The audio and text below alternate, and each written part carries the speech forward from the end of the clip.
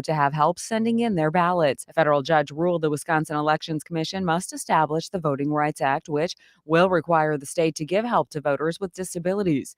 Anyone can help a person with disabilities vote as long as they're not their employer or part of a voters union. I'll grab the toolbox. 11 school districts in Wisconsin will be getting state grants to develop skill and trade industry skills. A total of $414,000 being distributed to chosen school districts. We can always find more info online, 715newsroom.com. And ding! The captain has turned off the seatbelt sign. You can roam around the cabin, but be careful who you airdrop photos to. What kind of flight was this, Brian? A video shows the pilot threatening to return to the gate and deboard everyone and even get security involved if the pictures didn't stop being circulated. A passenger on the recent Houston to Cabo San Lucas flight was using Apple's AirDrop feature to connect with other people's iPhones to share files. Southwest released a statement saying the safety of passengers and employees is their priority, and they've addressed the issue. I'm Brian Shook. So wheels down, but pants should stay up. Jeez. When it comes to pictures that you don't want getting out, though, there is photographic evidence that Casper and I get along pretty well. And have even had some beers together on occasion. Said, hey, we should probably let people know this. And he said, going to go to management if the pictures didn't stop being circulated. For Sports Talk 105.1, I'm Morgan McCarthy. Back to school is going to feel like a trip back to summer because it is going to be a hot one today. We'll have plenty of sunshine and temperatures will climb to the upper 80s. Winds will be out of the south, ushering in a little bit more heat. Later on tonight, a few clouds will try to stream in, mainly clear, upper 60s for our overnight lows. This will set up another hot and humid day tomorrow with a slight chance at some showers into the latter half of the afternoon. I'm Sky 113 meteorologist Mike D'Andrea. Galaxy Z Fold 4 is changing the way you get things done with an expansive foldable screen that lets you use up to 3 apps at once. Visit Samsung.com to order your Galaxy Z Fold 4.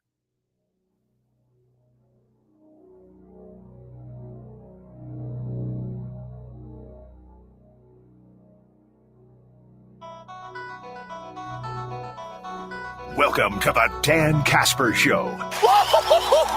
Yes, sir. Yes, sir. It's the show that features serious, thought-provoking sports talk and insightful sports commentary. You knew it. In other words, it's the show where they all talk a crap load about sports. Let's go for it. Now let's introduce your host, a man who lives and breathes and has a passion for sports. A man who breaks everything down in the sports world and gives you everything you need to know. Plus a bunch of stuff you probably don't need, but you'll still enjoy it. You can't handle the truth. Here is your host, Dan Kasper. Prime time. Prime time.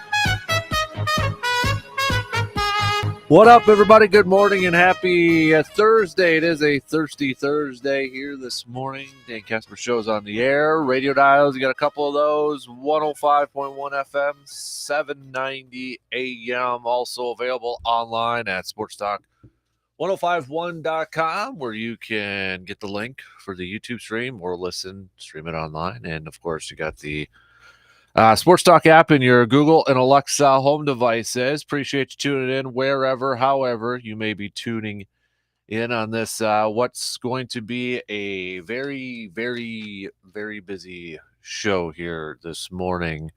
Changing things up for today. Dr. Crow is going to join us for a Thursday edition of Inside the Trading Room. That'll be coming up about an hour from now, a little less than an hour from now.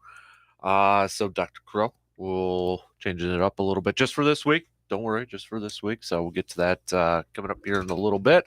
8:30 is a outdoor tids and bits sort of thing. Outdoor tidbit. That's what we're going to do.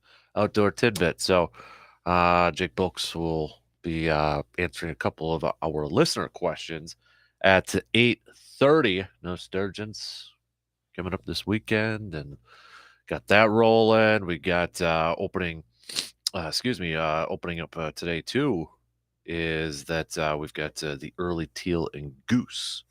So Any last-second questions you want to ask Mr. Bolks regarding nose hunters, hit us up on that texting line, 715-830-1912. So Jake will be on at 8:30. Then at 8 o'clock, Badger men's basketball head coach Greg Garda will be joining us for a few minutes too. So got that coming up. That's why we got a busy Thursday coming at you. Wouldn't want it any other way, right? Let's get into the scripted plays, though, to kick things off this morning. Brewers got the victory yesterday. They take the series against the Pirates, 6-1 victory. Brewers remaining 6 back from the Cardinals in the division. If you're still taking a look at that, if you're looking at the wild card, which is a little bit more closer and within reach for the Brewers, they still remain 2.5 back in the wild card now. If you're looking at it, both Philadelphia holding on to a half a game lead over San Diego for that second wild card spot. But now the Padres, starting tomorrow, will be taking on the Dodgers. So potentially some ground to be made up there. Padres, they've won their last 3. Josh Hader got his first save with the Padres yesterday. They're 7-3 in their last 10. So, but Brewer fans got to be Dodgers fans this weekend. Brewers starting their series on the West Coast, to the western part of the country, with a 4-game series against the Arizona Diamondbacks. Brandon Woodruff going to get the start tonight. Going to be a good pitching matchup going up against Kelly, who's 11-5 with a 2.97 ERA. And then tomorrow, slated to start is Eric Lauer going up against Mr. Davies. Remember Mr. Davies? Mr. Zach Davies? Familiar face there. Saturday, Corbin Burns versus Madison Bumgarner. And then Sunday, Jason Alexander versus Gallen, who's 10-2 with a 2.53 ERA. So, all right, let's go. Got to at least take 3 out of 4, right? Got to at least take 3 out of 4. Is it Craig Timber now? That's, as Brewers.com is referring it to. Calendar is flipped. August is in the rear view mirror. Can the Brewers go on a hot streak in September and get into the postseason? Freddie Peralta, who pitched yesterday, got the no decision, but was solid, saying challenges are really good for us as a team. We always play better when we're in that kind of spot, so we just have to keep doing it. Willie Adames, if we don't execute, we're going to go home early, and we don't want that. We don't want that either. So, Adames, though, too, saying last year we went in the playoffs in a bad spot. Feel like we weren't going in the right direction. We were feeling too comfortable. This year, we know we have to execute, and I think it's going to put us in a better spot for the postseason.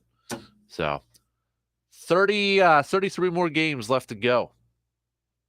How many more of those do the Brewers have to win? Where you feel, to quote Lou Brown from the Cinema Classic Major League.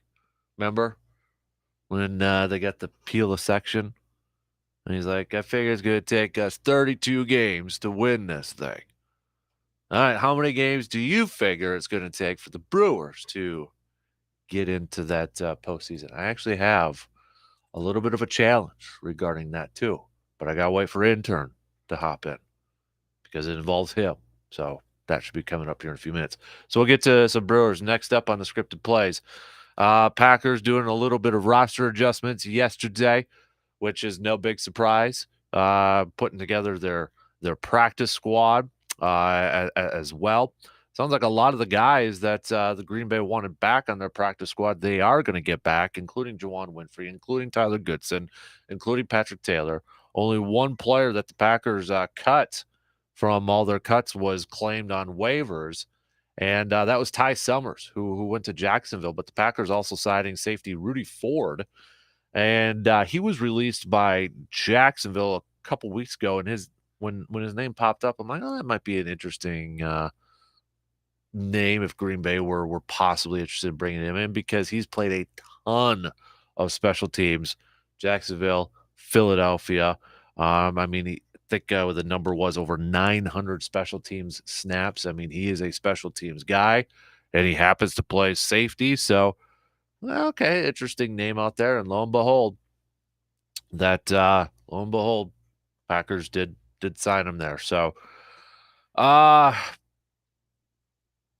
really prioritizing special teams. That's what Goody said yesterday, maybe more so than other years when it came to some of those last minute decisions with their 53-man roster. A lot of it was prioritizing, can you play special teams or not? Now, Aaron Rodgers, he also spoke to the media here a little bit. Let's play a couple clips from him, audio courtesy from Packers.com. But this was Aaron Rodgers talking about his receivers and his playmakers, and then he was asked about Juwan Winfrey and how much he was involved in some of the decisions with this roster. Because of that, we're going to have to be patient with 87 and 9. But I tell you what, ever since the Saints practice, the first one, Sammy has been a different player. And he's been super reliable, and every practice made a bunch of plays. Today he had a bunch of plays again. I thought Cobby in the last 8 days or so has practiced really, really well. And he had another good practice today, and he caught a touchdown to end a 2-minute drive for us on a deep corner route. So I'm really happy with those two guys, especially. Bobby being out there is a difference maker. He just instinctually has a different feel than those other guys. And I would love to see Big Dog get some more reps as well, because he's just such an important part of our offense. But the other guys that really had a nice practice were our backs. AJ had one period with, I think, 4 catches in the period on one drive, and 2 of them were not very good throws. So just again, he's a very steady guy, and I like what I saw all camp from him in 33 and the older receivers today. You told us more than once that you liked what you saw in camp from Winfrey.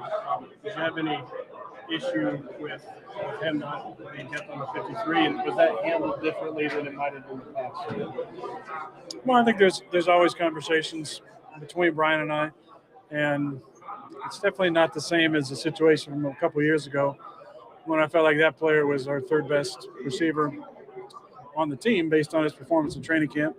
I thought Juwan had a nice training camp. We know at times it's not a meritocracy.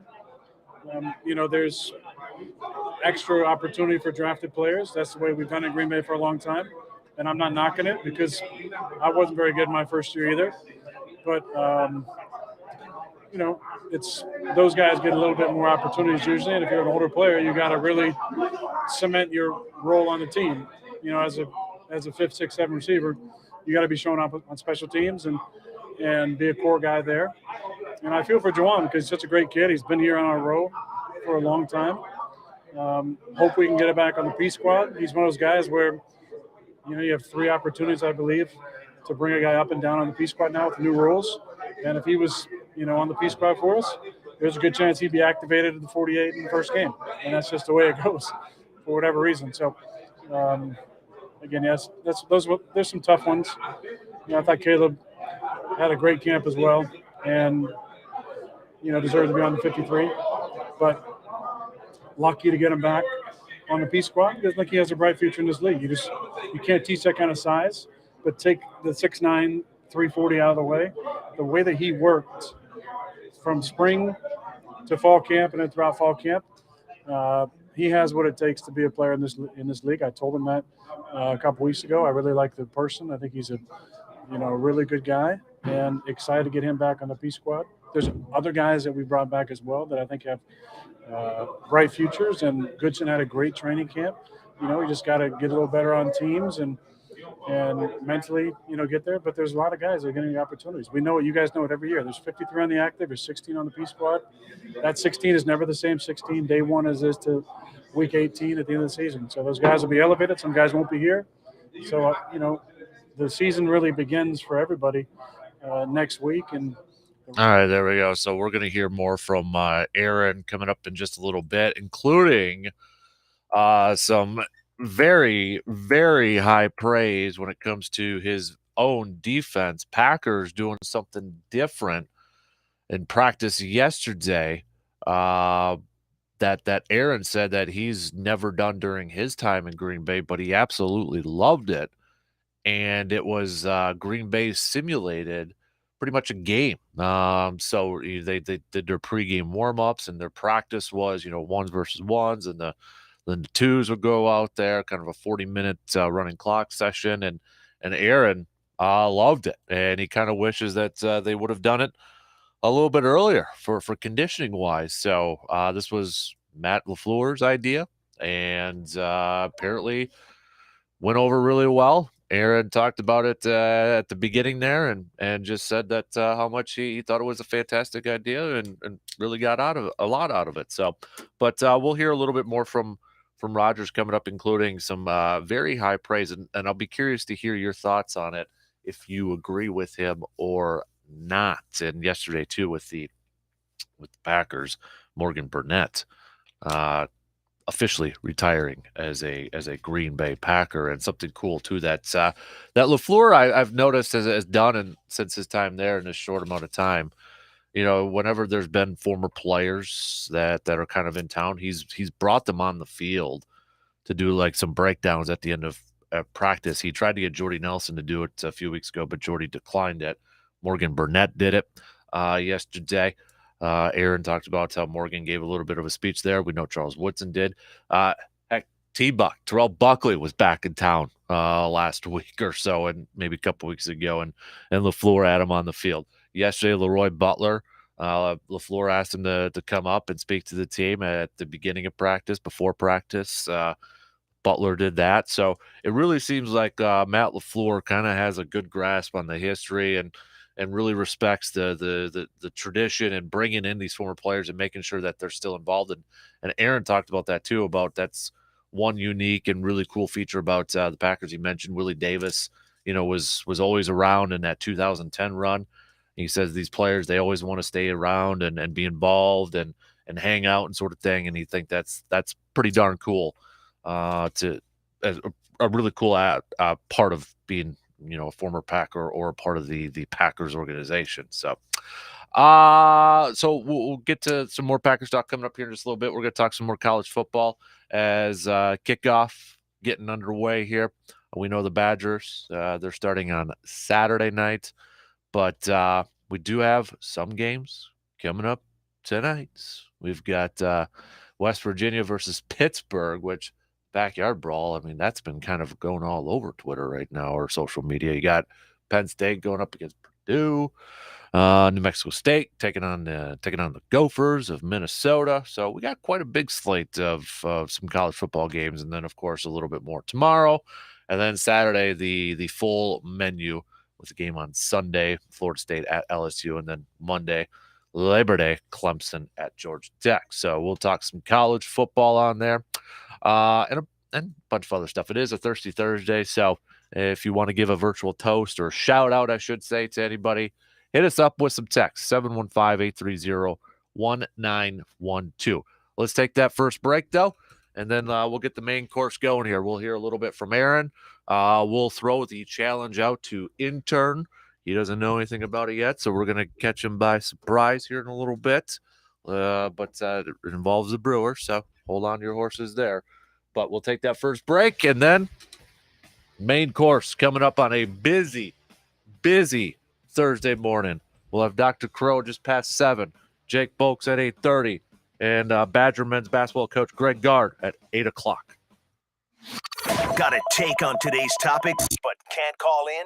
Then hit us up on Facebook, Twitter, or the text line and let your fingers do the talking. The VFW Post 305 on Star Avenue in Eau Claire, where breakfast is served 7 days a week, 7 to 11 a.m. Make sure to come on Wednesdays for great specials on burgers and wings. And if you're looking for a Friday fish fry, look no further. Try the VFW Post 305 on Star Avenue. After the Friday fish fry, stay for karaoke from 9 to 1 a.m. Sundays from 2:30 to 6:30 p.m., the DJ plays your favorite oldies hits. VFW Post 305 on Star Avenue in Eau Claire, where no one does more for veterans and their community. Fall is fast approaching. Football, leaves falling, cooler nights and mornings, and hunting season. It's time to get ready for hunting season, people. You've waited all winter, spring, and summer for this. And Tilden Gun has been waiting for you. Looking for a shotgun for turkey, duck, or bird hunting? How about a new rifle for deer or bear hunting? Tilden Gun has the best selection in the area and at the best prices. Tilden Gun is your best spot to get ready for the upcoming 2022 hunting season. I know from experience. I've gotten my new turkey shotgun and my new deer rifle from Tilden Gun. And I ain't kidding when I said it was the best price that I found. And you want to talk about the selection? Tilden Gun easily had the best selection of firearms. I can't tell you how many people have told me that Tilden Gun was the only place that could find the certain firearm they were looking for. So what the heck are you waiting for? Visit tildengun.com to look for your new hunting firearm today. Do you remember the countless times when you were young and playing in the backyard, daydreaming of playing against or with your favorite athlete, or imagining yourself chasing your dreams and experiencing life the way you're supposed to? That's how we came up with a name for Backyard Dreams. Backyard Dreams is WAYY Sports Talk 105.1 790 AM's charitable entity. We have 5 main goals for Backyard Dreams: to provide and promote opportunities for anyone to have a chance to play, to help anyone overcome obstacles to chase their dreams, to help raise awareness for those in need, to help create opportunities for those to enjoy their passions, and to help those enjoy their life and create special memories. It doesn't matter if you are a child, teen, or an adult. Backyard Dreams wants to help anyone. For more information, success stories about Backyard Dreams, and if you know someone who could benefit from Backyard Dreams, just visit sportstalk1051.com and click on the Backyard Dreams tab. Football season is here, and if you're like me, it's got me thinking about the good old days. Friday night lights, touchdowns, cool fall weather, and those old sports injuries. Let me ask you a quick question. Are you still dealing with some pain from those old sports injuries? Is that pain still bothering you today? Let's change that. Start living that pain-free life. And you can accomplish that with the help from Chippewa Valley Orthopedics and Sports Medicine. To start living that pain-free life today, visit cvosm.com to get started. Hey contractors, take your home improvement business to the next level with Menard's free design and buy software. Design your client's next post-frame building, kitchen, deck, fence, door, window. The list goes on. Show them what their finished project will look like and get your material costs at the same time. Save your work to your Menards.com account for easy reference. We even deliver materials right to your job site. Let Menards supply all of your building needs. Save big money at Menards. Stand by as we continue our dig for the truth and the toy at the bottom of the cereal box. Oh, got it. The Dan Kasper Show.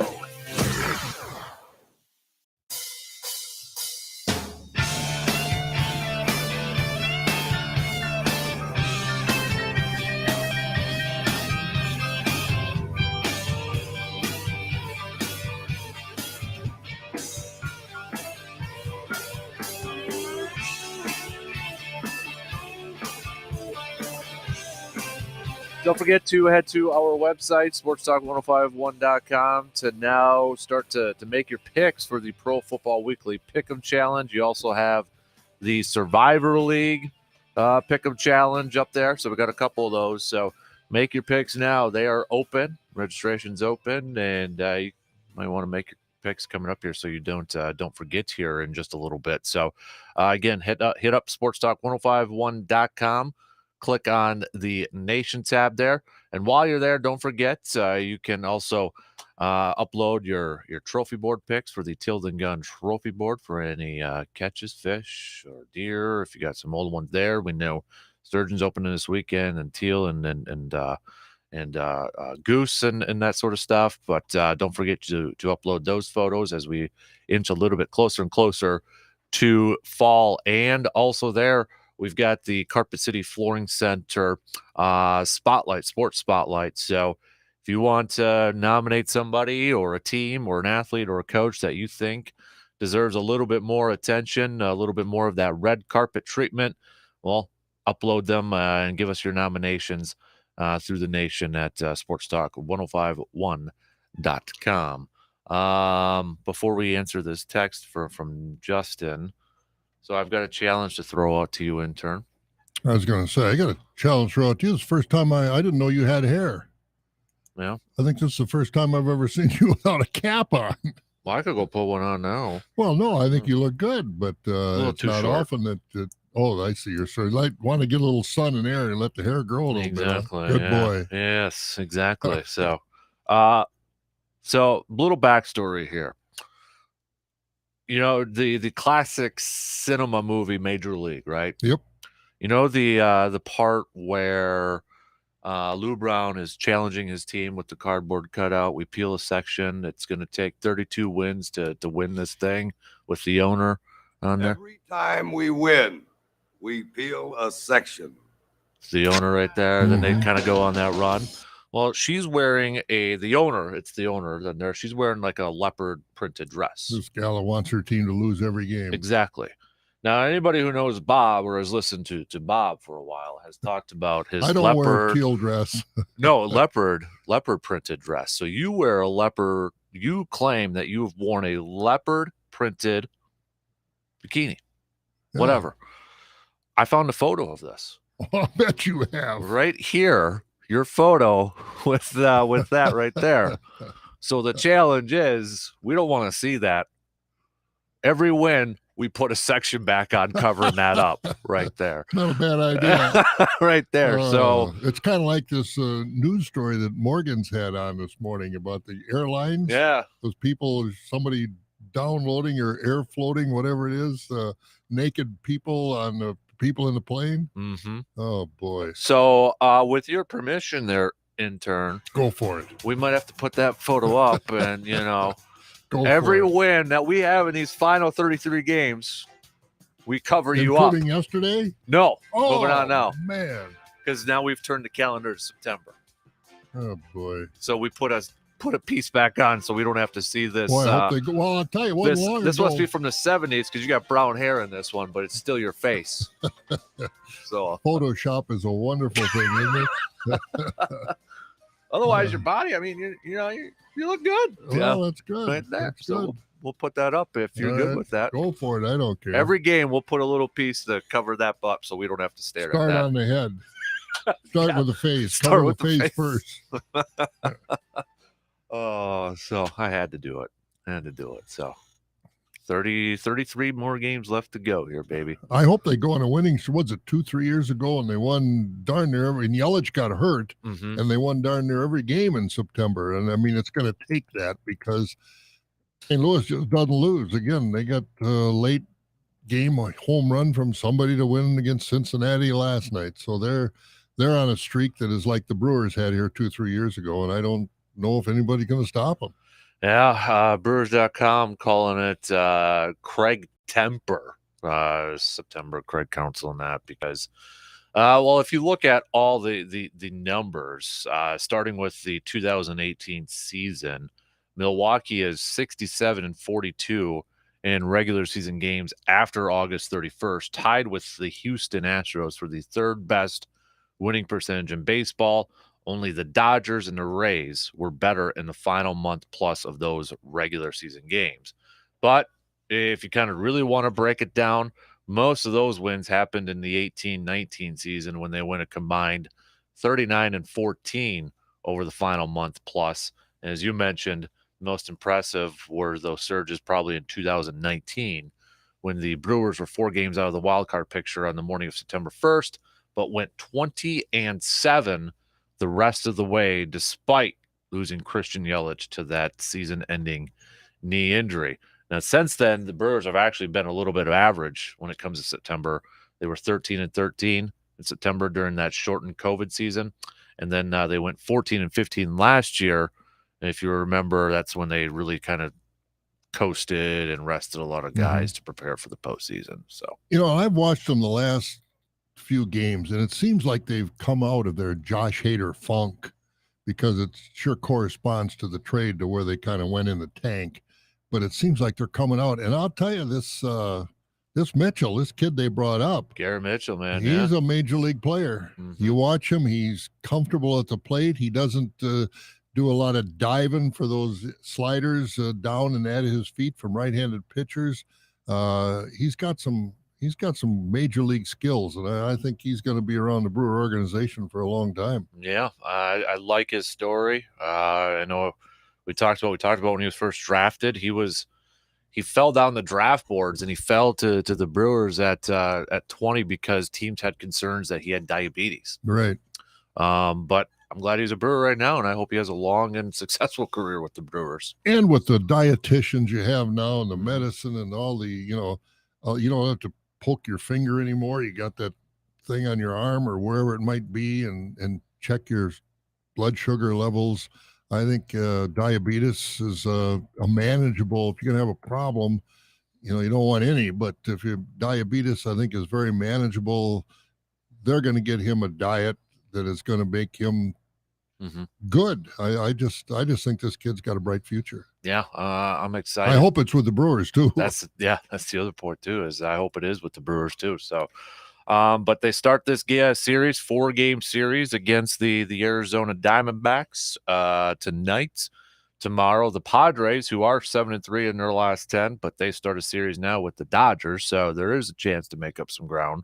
I see Hader got his first save yesterday, kind of shaky, but he did manage to get himself his first save at San Diego. And I'm not against Josh Hader in any way, shape, or form, but he's with a team that we're battling to get into the playoffs. So I hope he's not successful, but it's a scary deal. I think this Mitchell thing has taken a little pressure off of Stearns, because I don't think the pressure is going to go off him for quite a while, especially if they don't make the playoffs. I think some of that pressure might be from within the organization. I'd agree. And I think he's been a wonderful general manager. I just, again, don't want to beat a dead horse, but what he was thinking. It's going to be some interesting pitching matchups, though. Even though when you look at Arizona and their record, I mean, this should be a series at the Brewers. I mean, are they at home or on the road? They're on the road. But the Diamondbacks 61-68 of the season. But Woodruff's on the mound tonight, going up against Kelly, who's 11-5 with a 2.97 ERA. Your former boy Zach Davies getting to start tomorrow for the in the game. Huh? I thought yeah. I haven't heard from him in a long time. 2-4, 3.82 ERA. Bumgarner, who's having a rough year, he's going up against Bernsey on Saturday, and then on Sunday with Jason Alexander getting another start, but Gallen's getting that start, and he's 10-2 with a 2.53 ERA. So don't overlook the Diamondbacks. Take care of your business. You got to at least win 3 out of 4, especially with these pitchers going for you. You got to quit giving up home runs. I mean, even Burns giving up home runs. They got to quit giving up home runs. That game the other night. I think this is a big game now for Bernsey, because I think now there's some people kind of question, is their fatigue starting to set in a little bit? That's a good question to ask. I don't know. I mean, he's been there for, I don't know if he's missed any starts at all this year. He's been a workhorse for him. And maybe it is fatigue. I don't know. But, he pitched a pretty good game. And then I don't know what the other night was, at Boxberger, the guy that I just can't understand how he's still on the squad. I just, whether it's a coincidence that every time I watch him, he bombs. But, I don't see any redeeming qualities for him as a major league pitcher. I really don't. I hate to say that, but home runs, I think he gave up 5 runs and they were up by 2, and he gave up 5 runs and they lost the game. I mean, you just can't have guys doing that. I'm just kind of looking at so Bernsey here. He's got this will be his 27th start coming up this weekend. The most he had was last year, where he started 28. So it sure seems like he's going to eclipse that this year. He's already at 158 in the third innings. Last year was his most by far, 167. Remember last year we were talking about that jump too, because he had never eclipsed 100 innings pitched, and last year he did it at 167. But he's going to bypass that again this year. I wonder how many pitchers are pitching over 200, let alone 250 innings, and nobody, I don't think, touches 300 innings anymore. Where you used to have that pretty regularly among the top starters in baseball. I mean, talk about 150, 160 innings for 27, 28 starts. That's not a lot of innings. It just shows you the difference in the philosophy of how you handle pitchers. I mean, you got your your war horses of Verlander, a Scherzer, and and a few other ones that are going to go 7, expected to go 7, but nobody's expected to go 9 anymore. It's just not in the cards. Burnsy's actually top 10 in Major League Baseball in innings pitched right now. Yeah. He's tied for 9th. The leader, you got to go to Miami. Alcantara, 185 and 2/3. And then it's you got Nola from Philly, Miles from St. Louis, who's at 168. You got Logan Webb, 165. Garrett Cole, 164. Adam Wainwright, at number 7, the old wily veteran, is 7th with the most innings pitched at 163. But you look at how many games they've got left to start, and it's going to be questionable for how many of those guys. They won't get 200. That's what I mean. Yeah. In that range, are going to get 200. There won't be half a dozen pitchers in baseball. I don't think that are going to get 200 innings. Mm-hmm. And then Corbin Burns, he's going to. This will be his 27th start coming up.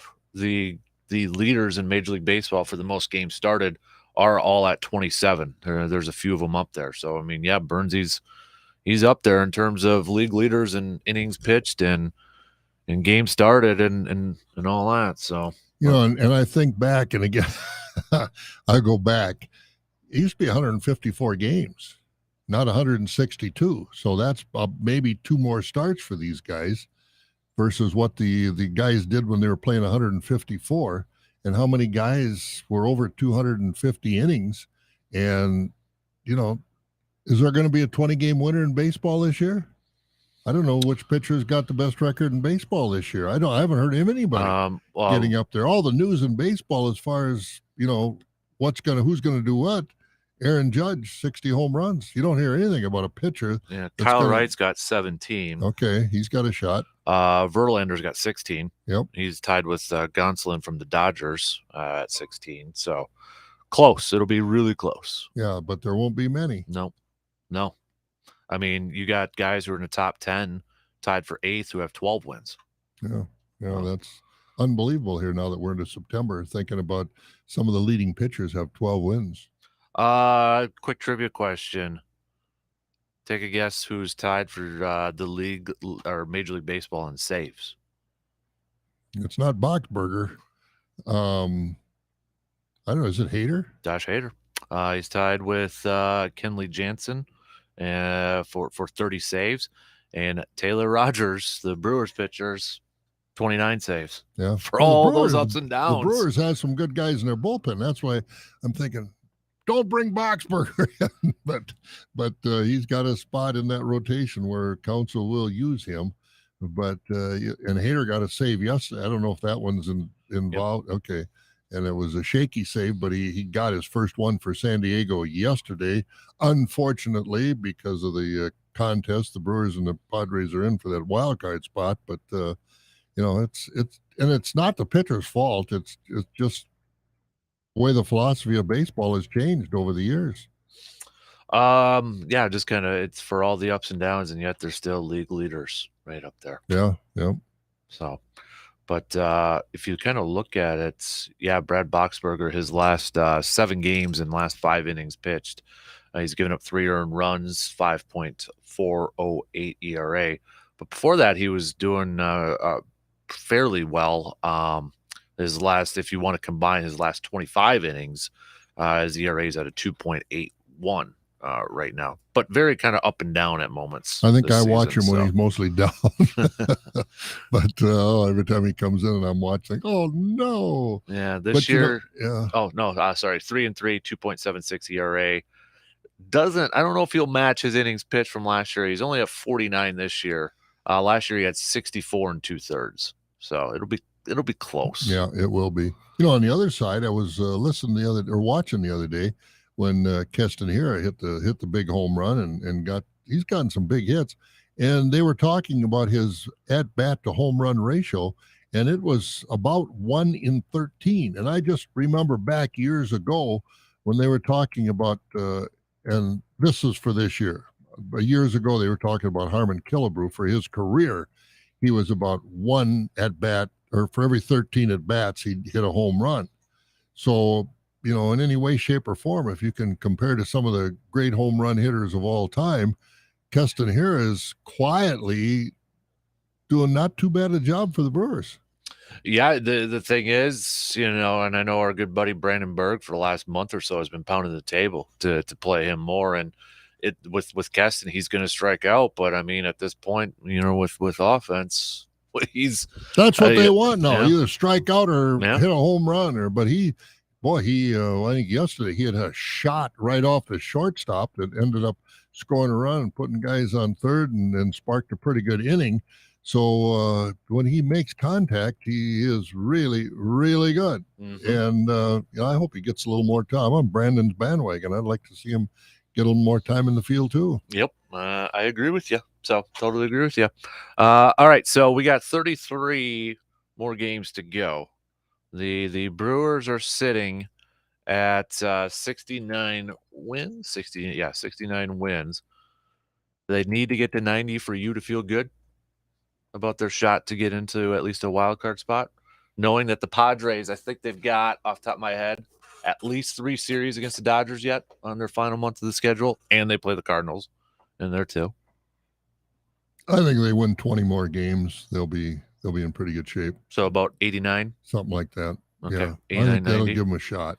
All right, so we got to add like about 20, 21 pieces to your picture is what That'll you're be just getting at, enough right? to cover up all these sensitive areas. So we'll have to get some graphics made and put little squares or There something we like go. that surrounding it. So Make them big squares.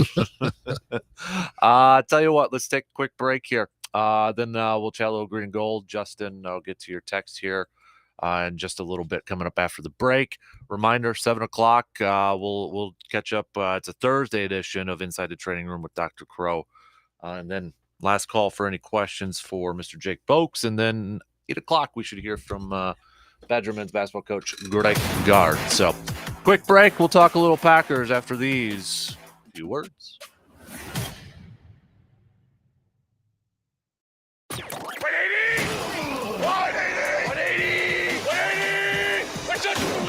The Dan Kasper Show will be right back. Easy moving and storage, making life easier.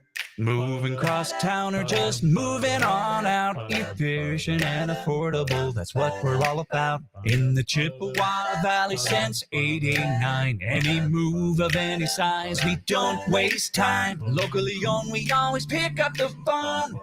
Easy moving and storage, making life easier. What's the special today? Well, I've got half-price geofencing with a side of SEO, double bubble on all PPC, and 50% off all OTT CTV contracts. Sound familiar when you were looking for marketing options? Are vendors selling you their tactics rather than your solutions? Then let the marketing mixologists at Midwest Family Eau Claire come to the rescue. Midwest Family Eau Claire isn't about hitting their sales quotas. They're about helping you hit yours. Go to MidwestFamilyEauClaire.com today and find out how their integrated marketing solutions make just the right marketing cocktail for you. MidwestFamilyEauClaire.com. Hey contractors, take your home improvement business to the next level with Menard's free design and buy software. Design your client's next post frame building, kitchen, deck, fence, door, window. The list goes on. Show them what their finished project will look like and get your material costs at the same time. Save your work to your Menards.com account for easy reference. We even deliver materials right to your job site. Let Menards supply all of your building needs. Save big money at Menards. Raise your hand if you've taken your vehicle to a bunch of different places to get your oil changed. Too many to count, right? You could probably start a scrapbook collection of all those stickers. Those stickers reminding you about the next time you need to get an oil change. Well, now you have your new go-to place. And you'll never have to worry about trying to find another place for getting your oil changed. That's ASAP Used Auto Parts. See, I needed to get the oil changed in my truck. I had to get the truck ready for a trip to Green Bay so Hudson could see his first football game. And like their name says, it was done ASAP. Plus, they checked my tires and the rest of my fluids. Oil changes, tires, batteries, auto parts. ASAP Used Auto Parts does it all with the top-notch service. You can listen to me talk about ASAP Used Auto Parts for a long time, but tell you what, just experience it for yourself, all right? Because chances are you listening right now, you probably need an oil change too. Or maybe some new tires. Just give ASAP Used Auto Parts a call. 715-514-4501. Sports. You love it. We love it. And quite frankly, I don't trust anyone who doesn't love it. Do you? Is that a serious question? The Dan Kasper Show.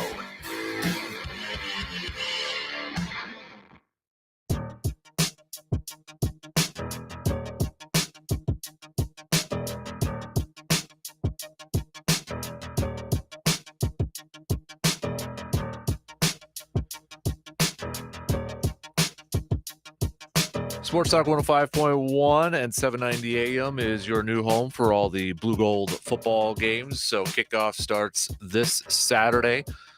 Kickoff at 3:10. Coverage will begin about 15 minutes prior pregame. But if you want to tune in and trying to find where the Blue Golds will be playing, well, it's right here on your favorite radio station, Sports Talk 105.1 and 790 AM. Hopefully for a solid, good season for the Blue Golds too. So yeah, good football. Hopefully, will high school North Memorial this weekend. Yep. I haven't been down to Carson Park. Somebody told me they didn't put the bleachers up on the visiting side of the field this year.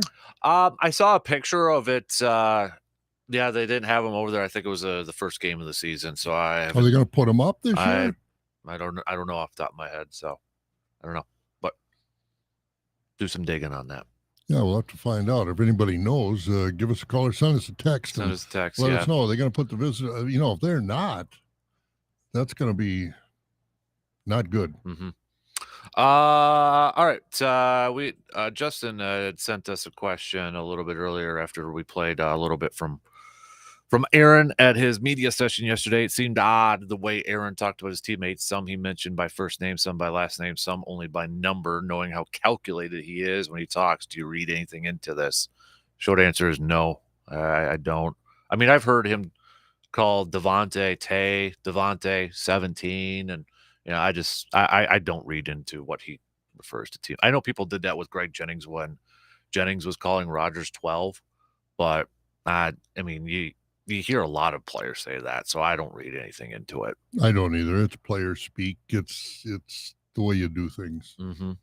Aaron, though, by the way, Aaron did talk about, he was asked about Greg Jennings yesterday because Jennings is getting inducted in the Packers Hall of Fame. I think it's today or this weekend, they said. And had nothing but compliments to say about him, so taking the high road. At this point, why not? Mm-hmm. I mean, he's going to be in the Packer Hall of Fame. His heart's with the Packers, even though he went across the river and, but, money talks, they talk about these guys leaving the golf PGA to go to live. I mean, there's no competition there. Your legacy is shot in the backside, but Greg Jennings is, you ask him, would you like to be in the Packer or the Viking Hall of Fame? The answer. Yeah, Vikings. I'm just kidding. I'm going to play this from Aaron also yesterday. He had some high praise about his own defense, and I want to get your thoughts, whether you agree with him or not. So this is a little bit from Aaron's presser yesterday when he was asked about his own defense. Camp when maybe your own wow moment, like, okay, it's not just on paper. Like, when was that play when you realized that they're really, really good? I mean, pretty quick for sure. Like day 2, we got after them day 1, day 2, they got after us. The beauty is the depth that we have at each level. It's not like some great defenses have an incredible D line, kind of hold on the back end, or a great front seven and kind of make up for the back end, or a great back end that's got to make up for a lack of a pass rush. But if you look at our interior D-line, I mean, that's a really impressive group. I think the way Dean has progressed as a big-time player in this league, obviously Kenny is, understated, but, a top 2 or 3 guy at his position. And then the depth they have behind him with Big Slayton and, the rookie Wyatt. And then off the edge, the consistency we get from Preston and then Rashawn, who's really made himself a game changer. When the 2-minute drive today, our protection was slide to his side, just because he's such a great game record. And that's Preston is a fantastic player on one side, but we got to slow down 52. And defense and offenses are going to have a plan for him. but the pocket push that we can get from those interior guys is really great. Then you got 2 6'4" plus linebackers inside who are both rangy and smart and intelligent. And 59, who's a hell of a player and trash talker. And the back end, man, has got a lot of confidence. It's, usually in even if it's a great defense, you can always find one guy to pick on, but I don't feel like we have that in this defense. You got one of the top corners in the game in Rasul, who's having a hard time getting minutes in base. That tells you how good they are on the back end. Obviously, Ja's been a lockdown guy all camp, and 21 keeps getting better. And if he learns how to catch the ball, he's going to be a perennial Pro Bowl for us. But I love the defense and the way they're playing, and we just got to be consistent on teams and break even. And offensively, I feel like we've shown a lot of growth throughout camp, and today was a really good day for the offense. All right, so Aaron saying that there isn't a weakness on this defense that opposing teams can really try to target. You buy and you agree with him? I hope so. Yeah, I'd love to agree with him. My I guess word of not encouragement, but word of confidence and that we're there is when I feel comfortable when they defer the opening kickoff. Jeez, you bring that up. When they defer the opening kickoff, and I have confidence when they make that decision, then I will say I have confidence in the defense. But, really and truly, and I didn't watch much of the preseason, and I don't know. I think practice is what we don't see is where it's all done now. They don't do it in the preseason games. They're using that just to find out who they think can play in the league, because I think their top players, they know who the top players are, and they want to find out if there are any surprises in the preseason is when they can do that. And so I really don't know. I mean, listening to Aaron Rodgers, he knows a whole lot more about pro football than I do. He's facing defenses every week, and if he's facing his defense in practice, he's able to compare against some of the other defenses he'll play from other teams. And if he feels that confident about this defense, who am I to say he's full of it? No, I trust him, his knowledge of football, his knowledge of defenses. So I'm comfortable that we're going to have a good defense this year. Yeah, I think, there's a lot of high expectations and maybe a little bit of pressure on them too. There should be pressure on Joe Barry and such that they have to live up to those expectations. But I think the attitude of this defense, they embrace that though too. They embrace that. They got that confidence. They got that swag that they embrace that pressure and they want that pressure. Yeah, and I think, guys, he mentioned it, 52. Rashad Gary, when he came in as a rookie, we all thought, what a wasted draft pick. But again, he's grown into becoming a very, very good player. Is he a star? Maybe this year he will become a star. Mm-hmm. But I think he's really, really grown as a player since he's come into Green Bay. I don't think he's gotten better every year. Yeah, I don't think he realized he was so talented. He was a top recruit, top-rated player coming out of high school. He went to Michigan, and he was okay. But in Michigan, he didn't have to be one of the best. College football is a whole lot different than pros. College is different than high school, but he was still one of the better players. He didn't put up a lot of great numbers at Michigan, but he was a great player for the Packers to pick him number one. But I think I heard him admit that this is a whole lot different than playing in college. Mm-hmm. It's a lot faster. It's a lot more mental. And I think he's grasping that now. And I think, his upside is still up. Mm-hmm. Yeah. I think the fact that and this is the difference, I think, that or an advantage he has over guys maybe like what Clay Matthews had, after 2010, is that he's got other help on defense too. Yeah, that's a very good point. Where, the opponents don't have to okay, we got to focus strictly on 52. And, you get a defensive line, you can look at, I think, every level and be like, Kenny Clark's a Pro Bowl or all-pro type player. Rashawn Gary's maybe getting there. Devondre Campbell won all-pro last year. And then you get Quay Walker, and then you look at the secondary. There's levels of every of that defense where there's some Pro Bowl playmaker type of people on there. And I think that's an advantage that, Clay had Charles Woods in there for a little bit, but, after 2010, you could kind of see it falling down. And how many times do we say he needs another edge rusher? How many different guys did he go through over there? Yeah, and I think, and Rogers pointed it out, and, when Lowry and Lancaster were there together, there wasn't much there.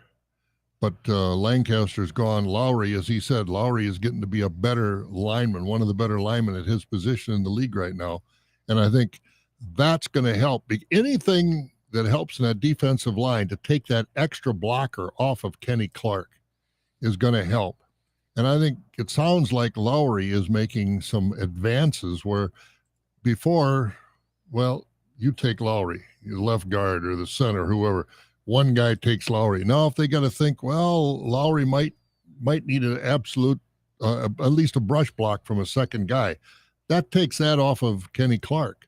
So if Lowry can really step it up as well, and others in that defensive line to take some of that pressure off Kenny Clark, and as he said, Kenny Clark is one of the top 2 or 3 at his position in the league, he might be able to move up another position or two because he can raise havoc in the middle of that defensive line. There's no question about it.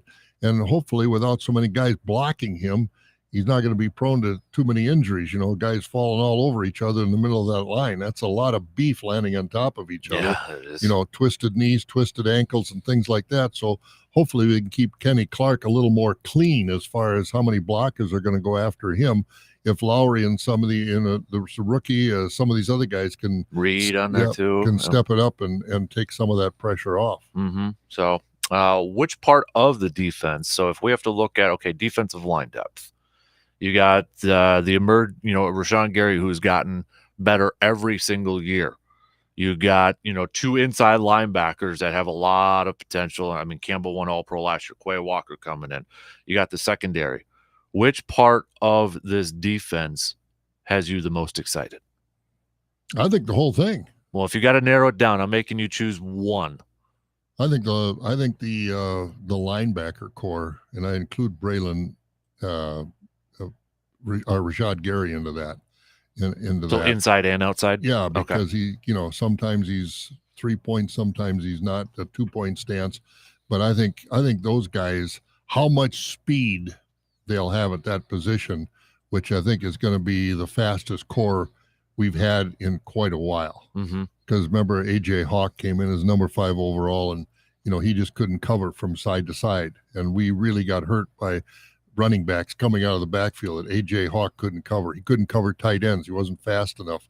And, A.J. Hawk was a serviceable linebacker, but not as a number 5 pick overall in the draft. And I think now we've got some guys that can run a little faster and maybe have, I won't say a better engine, but I think with more help, I think this is going to be a better overall defense. But I think the linebackers are going to make a big difference. I like the depth at defensive line. I think that's the deepest it's been, but I am very excited and intrigued to see Quay Walker and Devondre Campbell together because, I look at, and I know you can win it different ways, but, you look at Tampa Bay when they won the Super Bowl a couple years ago, their inside linebackers all over the place. And Joe Barry, his specialty is linebackers. That's what he coached. And he was with the Tampa Bay Bucks when they won that Super Bowl when he was linebackers coach. Derek Brooks, not a bad linebacker over there. Not bad. So that's his specialty. I want to see those two wreak havoc on the field. So yeah, I hope they do.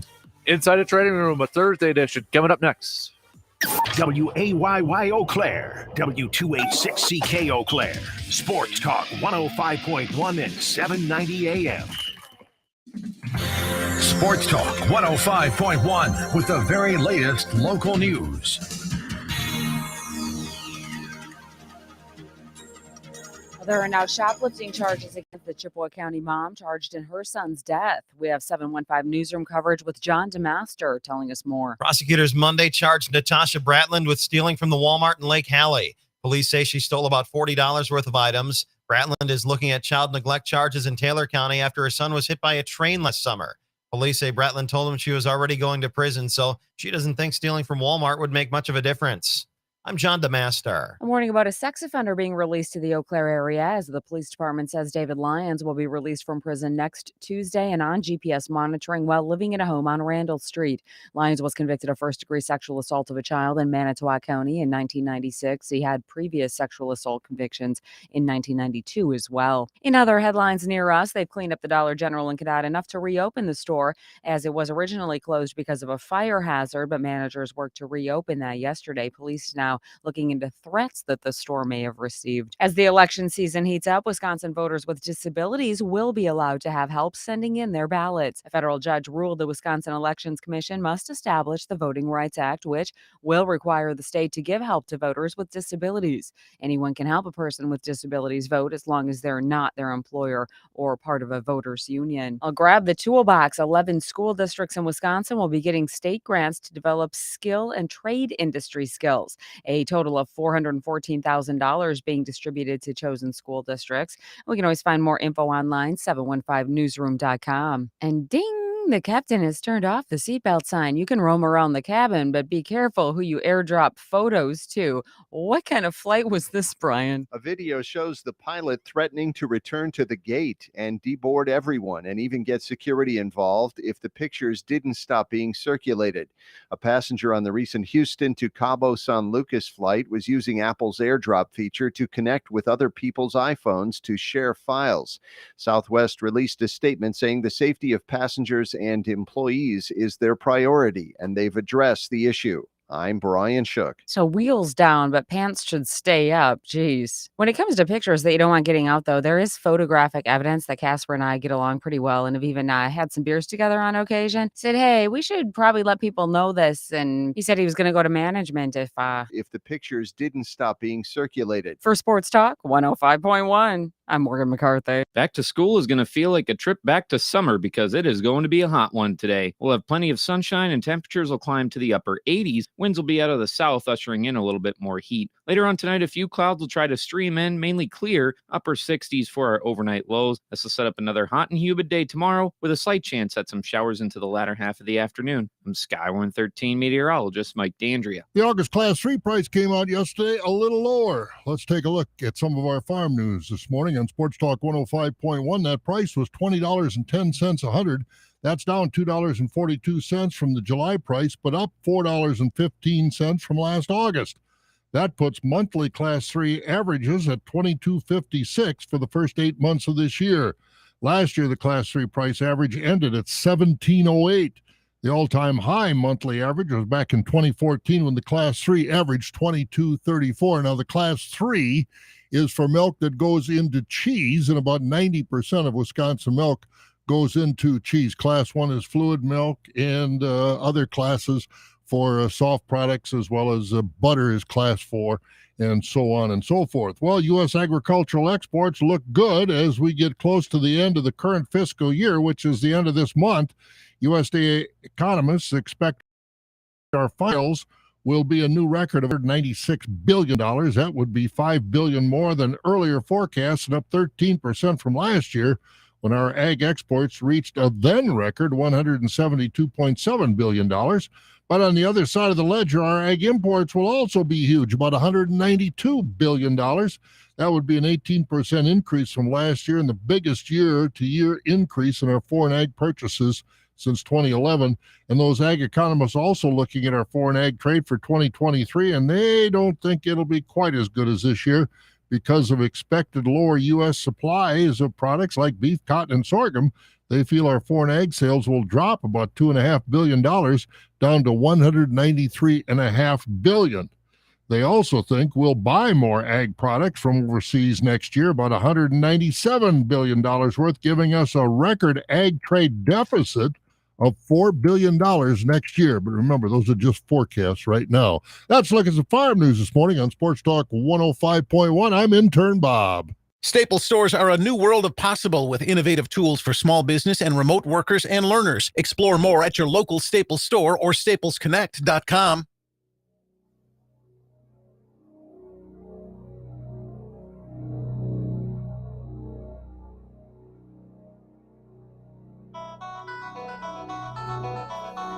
Welcome to the Dan Kasper Show.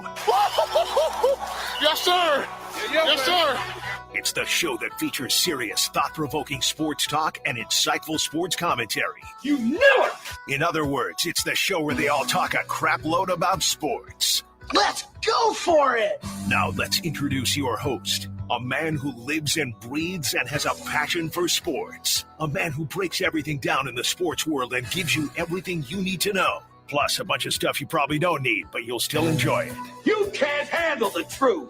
Here is your host, Dan Kasper. Prime time. Prime time.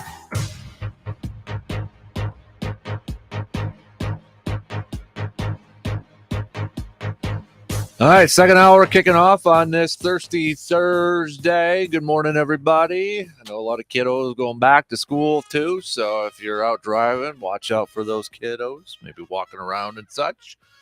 But I appreciate you tuning in this morning, however, wherever you may be tuning in from.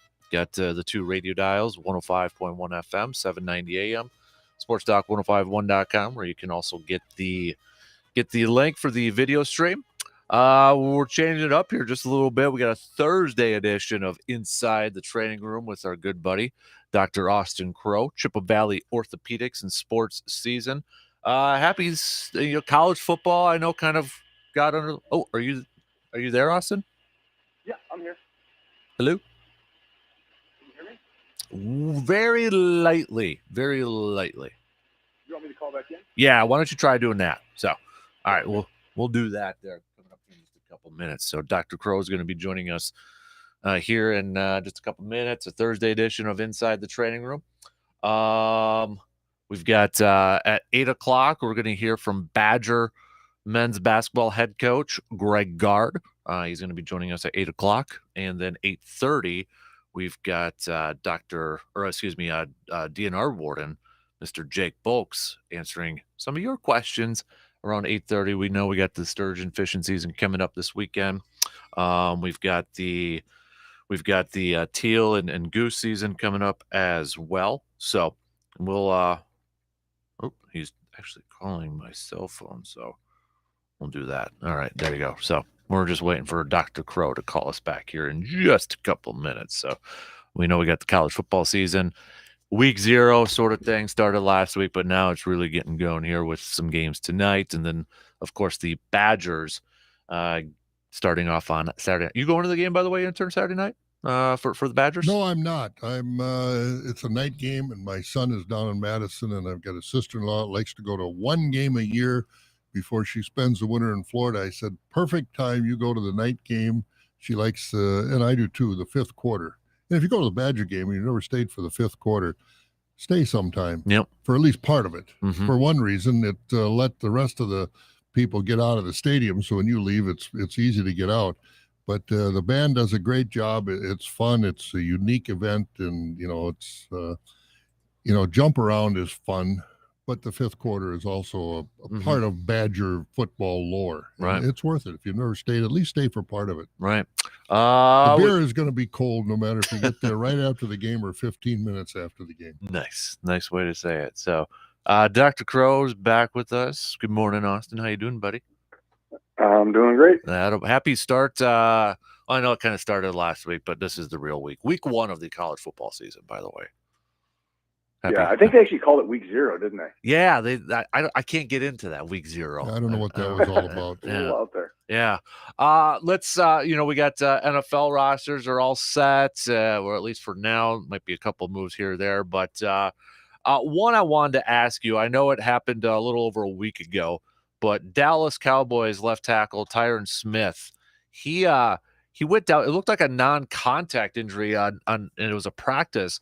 But he actually tore his left hamstring, and they said it tore off the bone. Can you explain that literally like the whole muscle tear off his bone, or what's that all about? Yeah. So when we look at injuries to, muscles and tendons, I mean, we discuss it a lot because it is a very frequent injury. By far the most common is an injury to the muscle belly. So, the red part of the muscle, if you will, or right at the junction where it kind of merges with the tendon. Those often are able to heal on their own. So those are like, a pulled hamstring or pulled calf, pulled hip pointer, all those things. When you talk about a tendon injury, it's usually either in the middle of the tendon or the tendon directly off the bone, and that pulls off. And then exactly, your point's correct. The entire muscle unit's detached. So, it's not like it's a partial injury. They generally, when they rip all the way. And the hamstring is certainly one of those. So I did read a couple articles on it. It's unclear if it happened at the knee or up at the hip from what I could see, but by far most commonly it's actually tears up of the back of the pelvis. And so when that happens, I mean, your hamstrings are a very large muscle group, and if they're not attached, you're going to know it. Especially for an offensive lineman too, right? I mean, they're a little bit bigger. I mean, can he walk? I mean, do they have to reattach it with? This might be a stupid question, but with ACLs, cadaver sort of state, do they have to reattach it with something else? How does that process go? Yeah, so with a tendon injury, you're generally able just to tack it back to the bone. So what we do is we drill small holes in the bone, and we put what are called anchors. So they can either be metal or plastic or sometimes just suture-based, and it creates an anchor point, which is where the name comes from. An anchor point in the bone, and coming out of that are sutures. We then thread those sutures into the tendon, tie it down, and that pulls it back to the bone. But as you can imagine, it takes a while for that tendon to heal back to the bone, which is why we have to keep people shut down for a while. So, I mean, some of the most common tendon injuries we deal with are probably rotator cuff tears, Achilles tendon injuries, but I certainly do take care of a handful of proximal hamstring injuries, and they're no fun because they take a long time to recover from. But once people do recover, I mean, anytime you're able to fully attach it back, usually function comes back pretty well, but it'll be a long recovery process. Doctor, speaking of offensive linemen, Bakhtiari for the Packers has been out for, a couple of years almost, and I don't know how, but being a Viking fan, I'm sure you don't care if he ever comes back. But, but from a medical standpoint, and I don't know how much you've seen of what his injury actually was or heard, but just from observation, being medical observation versus Dan and I, a fan observation, even if he comes back with the injury he's had and how long it's taken him to recover, what does that tell you as a doctor who works on these things all the time about his probability of coming back at 75%, 90%? What's your best guesstimate, professional estimate? Because I don't think you had a chance to look at his injury. Not directly, certainly, but I think, Dan and I have touched on it in the past, but I'll certainly reiterate it. It tells us that there was more than just an ACL. So first off, a standalone ACL injury recovery is pretty well set in timelines. And unless there's a complication, people don't deviate from it. So that'd be like an infection or a re-tear of a graft. And we know those two things didn't happen. So it tells us there was an additional injury. The biggest concern for him is that he had an injury to the cartilage surface of the knee. So, the ends of the bone are covered with that white, shiny stuff we call hyaline cartilage or articular cartilage. And because he's had, the multiple aspirations and procedures, they've called them, which are probably injections of stem cell or PRP, followed by a cleanup scope, all those things are suggestive that there was a cartilage injury with that. So, to kind of long-winded answer to your question, I think it's going to be relatively black or white. He's either going to kind of get over this cartilage injury and then he's going to do okay, or it's going to be very symptomatic and it's going to force an early retirement. I mean, just think like guys like, Greg Oden in the NBA. I mean, he had cartilage injury, microfracture, and he just could never come back. But usually if guys can get over it, they can, then they can get back at a high level. But certainly his track record now is concerning, and I certainly, despite being a Viking fan, I do wish him the best. And but I think it's going to be a tough road to hoe. Dr. Crow joining us here, Thursday edition, inside the training room. Najee Harris, I know this is an injury that we've talked about before, the Liz Frank injury with the foot there. And he said he suffered it day one of camp, but he did get some work in the final preseason game. So, there obviously, I'm assuming this is like a mild sprain of the Liz Frank, but is there any concern heading into the season? Like, do you think it could be 100% healed? I mean, from my conversations with you over the years, this is another one of those tricky injuries, it seems like, especially when it comes to a running back. Yeah, it is. And so we've seen a couple of, Chet Holmgren, the NBA player, had a Liz Frank about a week or two ago as well. So that injury has been in the headlines. So just a quick touch base on what that is. It's an injury to what we call the midfoot. So, your foot, it looks like it's just a couple bones, but in reality, there's a bunch of bones kind of in the middle, which is what I call the midfoot, and they're held together with these ligaments. There's a specific ligament that we call the Lisfranc ligament, and when that's injured, the foot becomes very unstable. So it's a really severe injury to the foot. Now, like all injuries, there's different grades of sprain. So his almost undoubtedly was a low grade. So X-rays probably look totally clean. They get an MRI. There's the ligament fiber still intact, but there's edema in them. That actually has a high rate of healing back and actually getting him back at a high level. Now, is there concern? Certainly. I mean, if he were to take a direct blow to that foot again, that could trigger it and he could be in trouble. But if it's able to heal, I think there's a good chance he'll get back and do very well. When you actually have to do surgery on it, that's a much more challenging problem because success rate for that is not, I mean, there are surgeries that have a high success rate. Treatment of those is not 100%.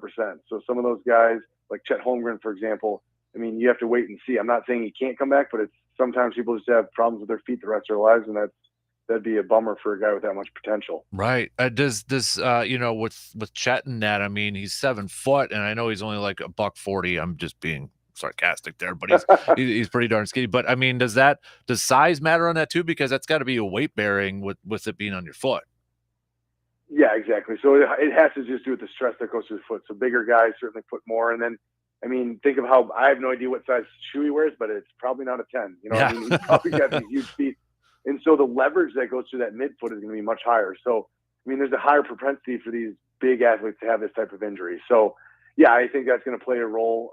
And, you know, they've been a little bit tight-lipped on him. They've said he's missing the season. I haven't seen if they said he's having surgery or not, but I basically would guarantee he is. If he's going to miss a whole year, that means it's a complete rupture or a fracture because sometimes you actually break the bones. And then he's going to need surgery, and it's, you know, then that's a bit of a crapshoot, frankly. Yeah, no kidding. Mason Crosby, kicker for the Packers. We haven't seen him kick at all in the preseason. He was on the PUP list literally until like the last minute, but Green Bay said he's going to be ready to kick week 1. Now, he did kick in minicamp, had some discomfort in that knee. Sounds like they cleaned it up a little bit, but I mean, he's not a young chicken. He's, 37, 38 years old and a kicker. How concerned should Green Bay be if it's just like a normal, quote, cleanup with the knee, but he is a kicker? Is there any concern with that? I would say that for him it's fairly low. I mean, let's be honest, every position is different, and the kicker just has different strains in their body than other people. So not to say that a knee injury couldn't give him some trouble, but he's not out there doing a lot of cutting, pivoting, jumping. So in order to kick, I mean, I think he should be able to do that at a relatively high level, even with a knee that may still be recovering from that surgery. But it does sound like it was a simple, either probably meniscectomy or debridement of some sort. So people usually bounce back pretty well. And I do expect him actually to bounce back close to 100%, if not 100%. He would probably be same strength in that knee in there too. Does the age factor that at all, or? Yeah, I mean, he's going to be, in the NFL standards, he's old, but as far as treating patients, I mean, he's still middle-aged, Right. So I do think he'll bounce back pretty quickly. And again, these guys are probably getting treatment with a cleanup scope like that. You don't really have to hold them back. So I bet you he's getting therapy and treatment quite literally day one. So I expect him to bounce back pretty quickly. Yeah, I mean, a surgery is going to set you back a little bit, but I wouldn't expect it to be a huge hindrance. But I mean, maybe if you're saying, all right, we need him to kick a game-winning 59-yard field goal, you might have a little less confidence. But right. I don't see it being like he's got a limp noodle out there. So I think he should do all right. So I'm sure you heard this story too. The running back from the Washington Commanders, Brian Robinson. Yeah, a scary situation where it was a carjacking and he was shot, but the bullets avoided damage to the ligaments or joints in his knee. In fact, Washington had him on his roster in that. So, looking at that, they're talking about he still could potentially play towards the end of end of this year, doctor. So, I mean, when they say avoiding those ligaments in his knee and that, I mean, are those the 4 main ligaments that we always talk about with you every week, it seems like? Yeah. I mean, I would imagine that. I saw a picture. They really haven't disclosed exactly where other than the leg or on the knee. I did see a picture of him leaving the hospital, and you could see an ace wrap from like his knee up to his thigh. So I presume it was in like the distal thigh, just above the knees where he was shot. I mean, as the initial trauma surgeon evaluating it, quite frankly, they probably didn't really care about the ligaments. They want to make sure they didn't hit the arteries or the nerves, right? Those are going to be, life-threatening. Sean Taylor, right? He got shot in the thigh and it went through the artery, and I mean, you can bleed to death in a hurry. So thank goodness he didn't have anything like that. But yeah, I mean, bullets are very devastating injuries, right? I mean, gunshot wounds can be horrific, but if they're able to miss the vital structures, people can bounce back pretty well. So then it frankly becomes an injury to back to our discussion before, into the muscle and the tendon units. If it doesn't completely avulse the tendon, or it's in the kind of the muscle part, it's going to hurt for a while. It'll heal a scar, and people can actually bounce back pretty well. Is he going to, take some time to get his strength back? Of course. You also worry about wound healing. Depending on the type of bullet and caliber of bullet, they can leave pretty nasty exit wounds, which can sometimes take a while. But it sounds like they're pretty optimistic, and that's obviously an unbelievable story. Yeah, it is. We have a question from a listener here to wrap it up. It's kind of a two-parter. Are ACL injuries fatigue injuries, doctor? And if so, does that mean athletes should stop training so much if it's a fatigue injury? The answer is yes and no. So fatigue, in the sense of, it's not an overuse injury where like patellar tendonitis, for example, or Achilles tendonitis, where people are just working out so much that it gets tired. So the ligament itself doesn't run into that problem. That being said, there have been studies that have looked at injuries and frequency of injuries, and ACL injuries tend to occur more in the second half and later parts of games, which suggests fatigue plays a role. And what I mean by that is muscle fatigue. So the leg gets tired, the athletes are trying to push their bodies, and they just put themselves in a compromised situation, and pop, there goes the ACL. So we do see that. In fact, I counsel patients daily about their return from ACL injuries and say, look, you need to make sure as you get back that your leg isn't easily fatigued. And that's why therapy is so critical after those type of surgeries. But there are certainly programs that we do with athletes to try to reduce the rates of ACL tears. And a lot of it has to do with appropriate landing and jumping, because that's often where those injuries tend to occur. So the answer is yes, in the sense of fatigue in an acute setting, not in a chronic overexposure. So you wouldn't say, look, you're working out too much, you're going to tear your ACL. It's at the end of a competition, if the athlete's out there kind of dragging their legs, that probably puts them at a slightly higher incidence. He's Dr. Crow inside the training room, Chippewa Valley Orthopedics and Sports Medicine. Another texter saying, can't wait till you get your Twitter account, Doc. So there you go. Still got more people. Get on that. Awesome. Hey, have a great Labor Day weekend, sir, and appreciate the time as always, buddy. Absolutely. You guys take care. You got it. Dr. Crow, Chippewa Valley Orthopedics and Sports Medicine inside. Fun to have him on every week. Right? That he answers a lot of questions, and you can bet after the first full week of college and pro football, there'll probably be a lot of questions to ask him, because injuries are inevitable. And the thing is too is like how quiet teams keep them. So us fans are like, what does that mean? And it's like, oh, we're taking it day by day, or we'll see. And well, no, like, give us an actual time. That's what we as fans want to know. So it's nice to kind of have that breakdown that way. Everybody plays fantasy football in about 17 different leagues. And, you got to trade, you got injuries. Who do I bench? Do I bench him? Is he going to play, or is he not going to play? Is he done for the season? Do I have to trade for another wide receiver, whatever the case may be? So, there are a lot of reasons, rather than just the casual fan wondering how a particular guy is doing. I got to know for my fantasy league. Yep, exactly. So, I mean, hey, it's a livelihood for some people. So. Oh, yeah. All right. In spite of the fact that they got a job. All right, we're going to take a quick break here, and then coming up, we're going to talk a little college football, because, we have some games kicking off this tonight. So we'll kind of hit that up and get some expectations and some picks and all that good stuff. So quick break. We'll be back after these few words to talk a little college football.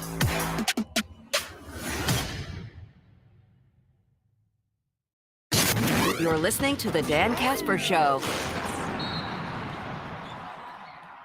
Fall is fast approaching. Football, leaves falling, cooler nights and mornings, and hunting season. It's time to get ready for hunting season, people. You've waited all winter, spring, and summer for this, and Tilden Gun has been waiting for you. You looking for a shotgun for turkey, duck, or bird hunting? How about a new rifle for deer or bear hunting? Tilden Gun has the best selection in the area and at the best prices. Tilden Gun is your best spot to get ready for the upcoming 2022 hunting season. I know from experience. I've gotten my new turkey shotgun and my new deer rifle from Tilden Gun. And I ain't kidding when I said it was the best price that I found. And you want to talk about the selection? Tilden Gun easily had the best selection of firearms. I can't tell you how many people have told me that Tilden Gun was the only place that could find the certain firearm they were looking for. So what the heck are you waiting for? Visit tildengun.com to look for your new hunting firearm today.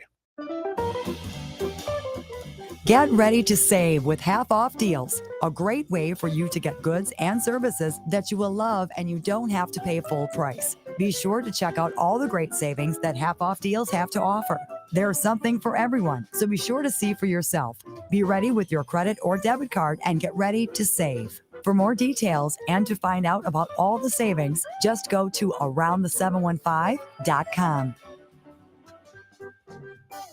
Fantasy football season is upon us. So the question is, who's number one on your draft board this year? Is it that stud running back, that MVP quarterback? Well, I'll let you in on a secret. My draft board, it consists of players named Aaron, Matt, Ben, and Jason, anyone from the Carpet City Flooring Center team. Because when it comes to getting that new floor in your home, don't live in that fantasy world. Work with the best and the most consistent winner there is. That's Carpet City Flooring Center. The entire team there will become the best teammates you could hope for. And I know this from my own experiences. So if you're thinking about getting that new floor in your home, your office, your man cave, bedroom, or wherever, stop fantasizing about that new floor. Just make it a reality with the best team in the biz. It's Carpet City Flooring Center right here in Eau Claire. So rip up those mock draft boards. There's only one place you need to go when it comes to all of your flooring needs. Visit Carpet City Flooring Center for yourself today at 3109 East Hamilton Avenue in Eau Claire. Hey, you know what's great about moving right now? Nothing. Nothing is great about moving. Well, then you are obviously not buying or selling your home with one of Dan the Moving Man's preferred home sales agents. What's great about that? I'll tell you right now, if you sell or buy your home with a Dan the Moving Man preferred home sales agent, you'll get $2,000 off your move. So visit danthemovingman.com for more info.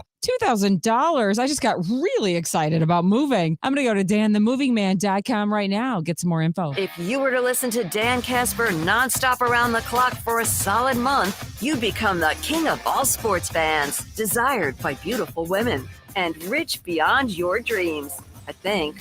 Try it and let's see. The Dan Kasper Show.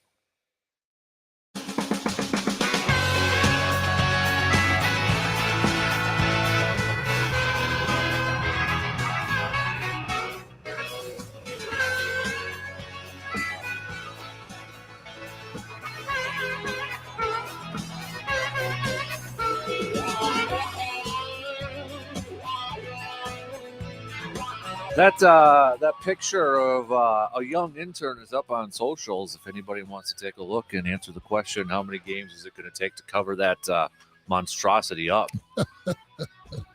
So, just take a look on our Twitter and Facebook pages if you want to see that. So, all right, let's talk a little college football as we approach the bottom of the hour here. Then we're going to get to some receive or defer. Johnny Sports Nuggets of the day.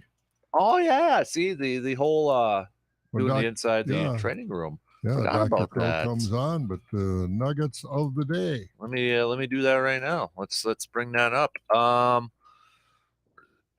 Here we go. 1906. Jack Coombs of the American League's Philadelphia Athletics pitched. How about this? 24 innings against the Boston Red Sox. Take some pitchers a month to do I was that. going to say that's about 4-5 games, depending on That's 4 starts for the average starter nowadays. Holy 6 moly. innings.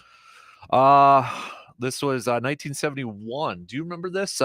Is it Danny Murtaugh of the Pittsburgh Pirates gave his lineup card to the umpire with the names of 9 black baseball players on it. This was a first for Major League Baseball. I think that was about the time of We Are Family, Willie Stargell, Roberto Clemente, Manny Sanguian. I can see a lot of them. I can't say their names, but yeah, that was. I don't remember that specifically for that reason, but I remember those Pittsburgh teams. They had a lot of great players on there. 1982, J.R. Richard returned to Major League Baseball after a 2-year absence following a near fatal stroke. I remember before he had that stroke, people were saying, he's done. He's washed up. He's no good anymore. All of a sudden, he just went in the tank. Well, now the speculation was that that stroke was imminent and nobody really diagnosed it. But before he had that stroke, he was a monster. Yeah. Big guy, about 6'8", and he could bring it. I mean, it was almost like he was handing the ball to the catcher. He was one of those guys with that motion and, had long stride and that big arm. And, oh, man. He was something. 1998, Mark McGuire hit his 56th and 57th home runs to set a new National League record. This is when he would eventually reach 70 for the season on September 27th. 1999, 22 of Major League Baseball's 68 permanent umpires were replaced. The problem arose from their union's failed attempt to force an early start to negotiations for a new labor contract. That's about it. Those are just some of your sports nuggets of the day. And, it's not really a nugget, but Serena Williams last night, I know that was a big topic, or a lot of people were watching. She won. Because she was ahead, and then I got involved in something else. Took down the 2 seed. So, and this is her final U.S. Open. So Tiger Woods was there. The crowd was definitely on her side. Mm-hmm. Oh, yeah. So rooting interest right now. Let's think about this, especially like during my age, but I mean, same thing with you. Pretty fortunate to witness a lot of, quote, goats in sports. Like first, Tiger, Serena I'd put on there, Brady, I mean, Jordan and LeBron. But yeah, Serena's definitely one of those. If she's not one, she's top 2, not 2 maybe. But, oh yeah, I mean, she has to be. She's tied, I think, with Margaret Court for the most wins. But when you combine her doubles wins in these majors with her sister Venus, yeah, she's the GOAT. Mm-hmm. Yeah. So it was fun last night when I was watching that. And she was doing so well against the number 2 seed. Chrissy Everett was one of the color commentators, and at one point I believe it was the second set, and she said, "I just have no words. Yeah. I can't express myself. I'm just in awe." Mm-hmm. And that, I think, said it all. My buddy Jake, who's a high school tennis coach, sent me this last night. It was a tweet from Tim Reynolds. When Serena won her first U.S. Open match, Greg Popovich was 106th on the all-time wins list. Number 1. Tom Brady had not thrown a touchdown pass for Michigan yet. Wow. LeBron James had not made his high school debut, and Tim Duncan was the reigning Rookie of the Year in the NBA. She's been around a while, in other words. And playing at a high level, too. So, yeah, really has been. Man. I mean, she's just such an anomaly as far as a woman athlete. I mean, she is a big lady, but to be so almost acrobatic on the tennis court with her physical presence on the court, she's amazing. Mm-hmm. Yeah, it really is. I just remember when her and her sister Venus first kind of started, getting there and climbing up the rankings and that, and Serena's still playing. Yeah, even though it's called it a career, but I wonder if Venus is going to hang it up now, because her performance in the singles was less than breathtaking. She didn't look like she belonged there. And I don't know if she can read the tea leaves that, maybe doubles is all she's got left. But she was a great champion, too. She won an awful lot of major titles. I think Venus got, off to a quicker start than Serena, at the beginning of their careers. But Serena quickly caught up. Didn't take long. Nope. All right, we got college football. It's still weird. I hate when they say week 0, because I want to say college football starts tonight when it didn't. But, it's the whole week 0 thing from last week. I mean, I know we talked about Nebraska and how they got up to. Scott Frost has just got to be like, start packing now, man. You hear one rumor from Dan Patrick yesterday? No. He's got a college football source that said, keep an eye on Urban Meyer to Nebraska. Well, I heard that. Yes, I did. I'm like, oh, good Lord. I can't see Urban in Nebraska. I can't see him out in Nebraska either. But, I mean, that decision he made to onside kick in that game at that point in time, what in the world was he thinking? Wow. I mean, I think it's out of his control right now. They forced him to get rid of some of his assistants that he had brought in, and they named his assistants for different positions, and he didn't have much say in it. He was a quarterback who won national championships for Nebraska. They respected that. If he hadn't played for Nebraska and won national championships, he'd be gone already. Oh, yeah, 100%. Yeah, and I just can't imagine that, and now the guy that's the athletic director, Trev Alberts, played for Nebraska football, And I know he respects the heritage and the tradition of Nebraska football. But how long will he go with this guy? Because Northwestern wasn't picked to win many games this year. No, they were on the bottom for a lot of people. And for them to lose that game in Ireland, and people from Nebraska travel, they spend a lot of money. And I don't think they wanted to spend a lot of money to go to Ireland just to have a Guinness. Yeah. They were there for a win. And boy, I can't imagine a pro football or a college football coach that's under more pressure this early in the season than Scott Frost because of what happened in Ireland. If he makes the season, I'll be surprised. Is Nebraska still a premier job, you think? No, I don't think it used to be years ago. Bob Devaney, Osborne, and Tom Osborne was after Bob Devaney. And it used to be because they could recruit those kids. Nebraska's got good high school football. They get some base players like Wisconsin. You get your base players from Wisconsin, but Nebraska at that time could recruit all over the country. Now everybody recruits all over the country. And let's face it, Lincoln, Nebraska is not Los Angeles. It's not San Francisco. It's not Houston or Dallas. It's Lincoln, Nebraska. And I think times have changed. And I don't think Urban Meyer could bring that program back. He'd improve it. But I would be surprised if he could bring it back to national prominence they had the prominence when it was, Nebraska, Oklahoma, Nebraska, Texas for the old Big 8 championships. I can't see Urban Meyer wanting to go into the Big Ten and going up against Ohio State. No, I don't think he does either. I think he's got too much, and I don't blame him. He's got too much of an ego. He was too much of a winner. You're not going to beat Ohio State. You're not going to beat Michigan. Probably not going to beat Michigan State. Wisconsin, Minnesota is coming on. I mean, Iowa's always good. Those are some, that's a big hill to climb just to get back to respectability, let alone that top tier of teams. Unless he wants to try to change the narrative about him, I guess. But that's also, Well, his health isn't that good. He's getting up there in age. How long does he want to do that? And you look at what he did as a coach in Jacksonville, and I don't know what he was like as a head coach in college as far as working with his assistants and, because compared to what we heard what he was doing in Jacksonville. Because he was pretty aloof. He didn't come home with a team. He went someplace else to play golf or do something. So I don't know if he's got the dedication it takes to do that. And I don't blame him. He's up to the point where he doesn't need the money. He's got some health issues that I don't think he needs the stress of college football going to a program like that. Let's face it, when he went to Ohio State was there. They were made. He didn't have to, he improved it a little bit, but it wasn't like Ohio State was Nebraska. Right.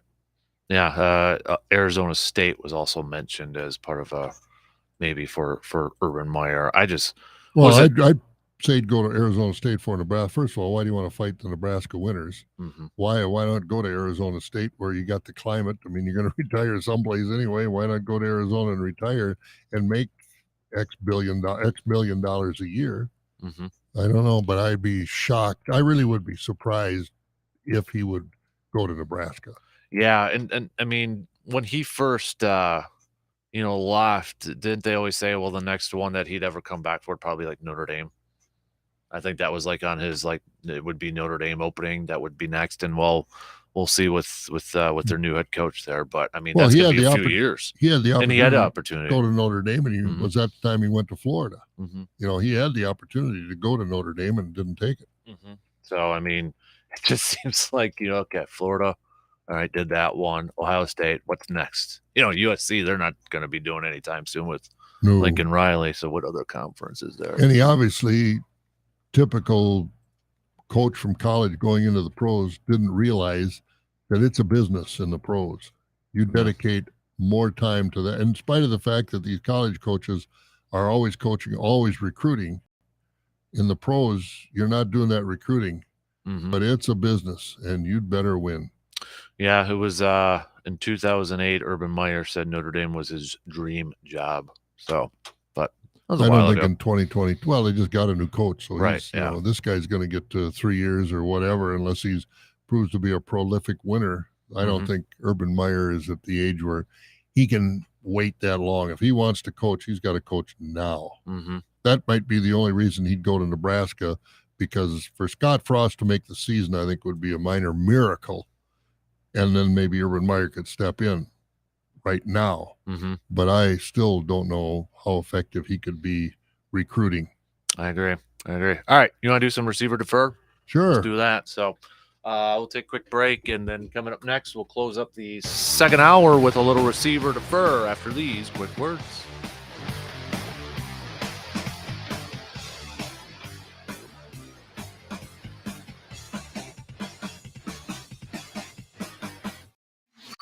Got a take on today's topics but can't call in? Then hit us up on Facebook, Twitter, or the text line and let your fingers do the talking.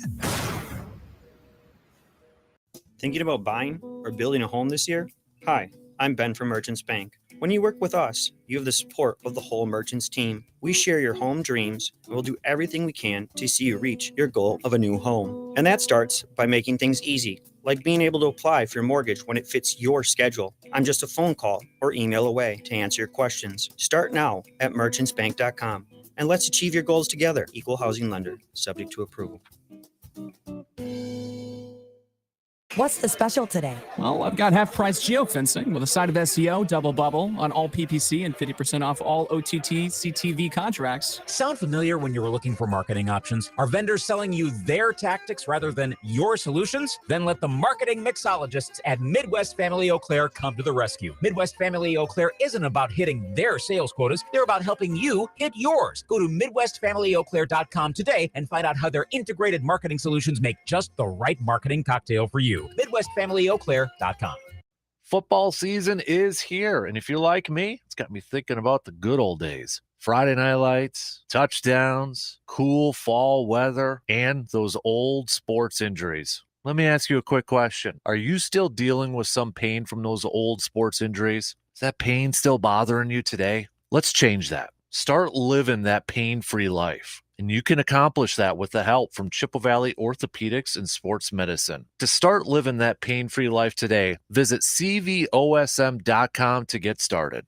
Fall is fast approaching. Football, leaves falling, cooler nights and mornings, and hunting season. It's time to get ready for hunting season, people. You've waited all winter, spring, and summer for this. And Tilden Gun has been waiting for you. You looking for a shotgun for turkey, duck, or bird hunting? How about a new rifle for deer or bear hunting? Tilden Gun has the best selection in the area and at the best prices. Tilden Gun is your best spot to get ready for the upcoming 2022 hunting season. I know from experience. I've gotten my new turkey shotgun and my new deer rifle from Tilden Gun. And I ain't kidding when I said it was the best price that I found. And you want to talk about the selection? Tilden Gun easily had the best selection of firearms. I can't tell you how many people have told me that Tilden Gun was the only place that could find the certain firearm they were looking for. So what the heck are you waiting for? Visit tildengun.com to look for your new hunting firearm today.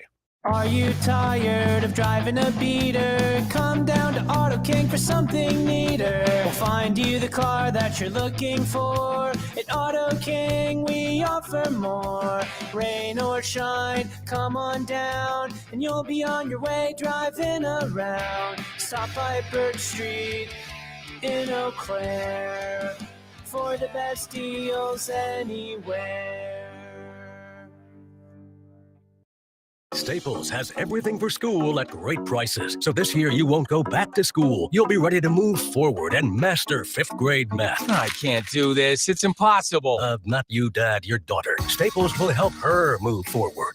Right. Right now, Staples one-subject notebooks are just 35 cents each. Plus, during the backpack clearance event, you'll save up to 50% on select backpacks, lunch bags, and water bottles. Staples, this year we're not going back. We're going forward to school. In-store only, ends 9/3, limit 30 on notebooks. Because you have high standards and won't settle for anything less, like your wife did. It's the Dan Kasper Show.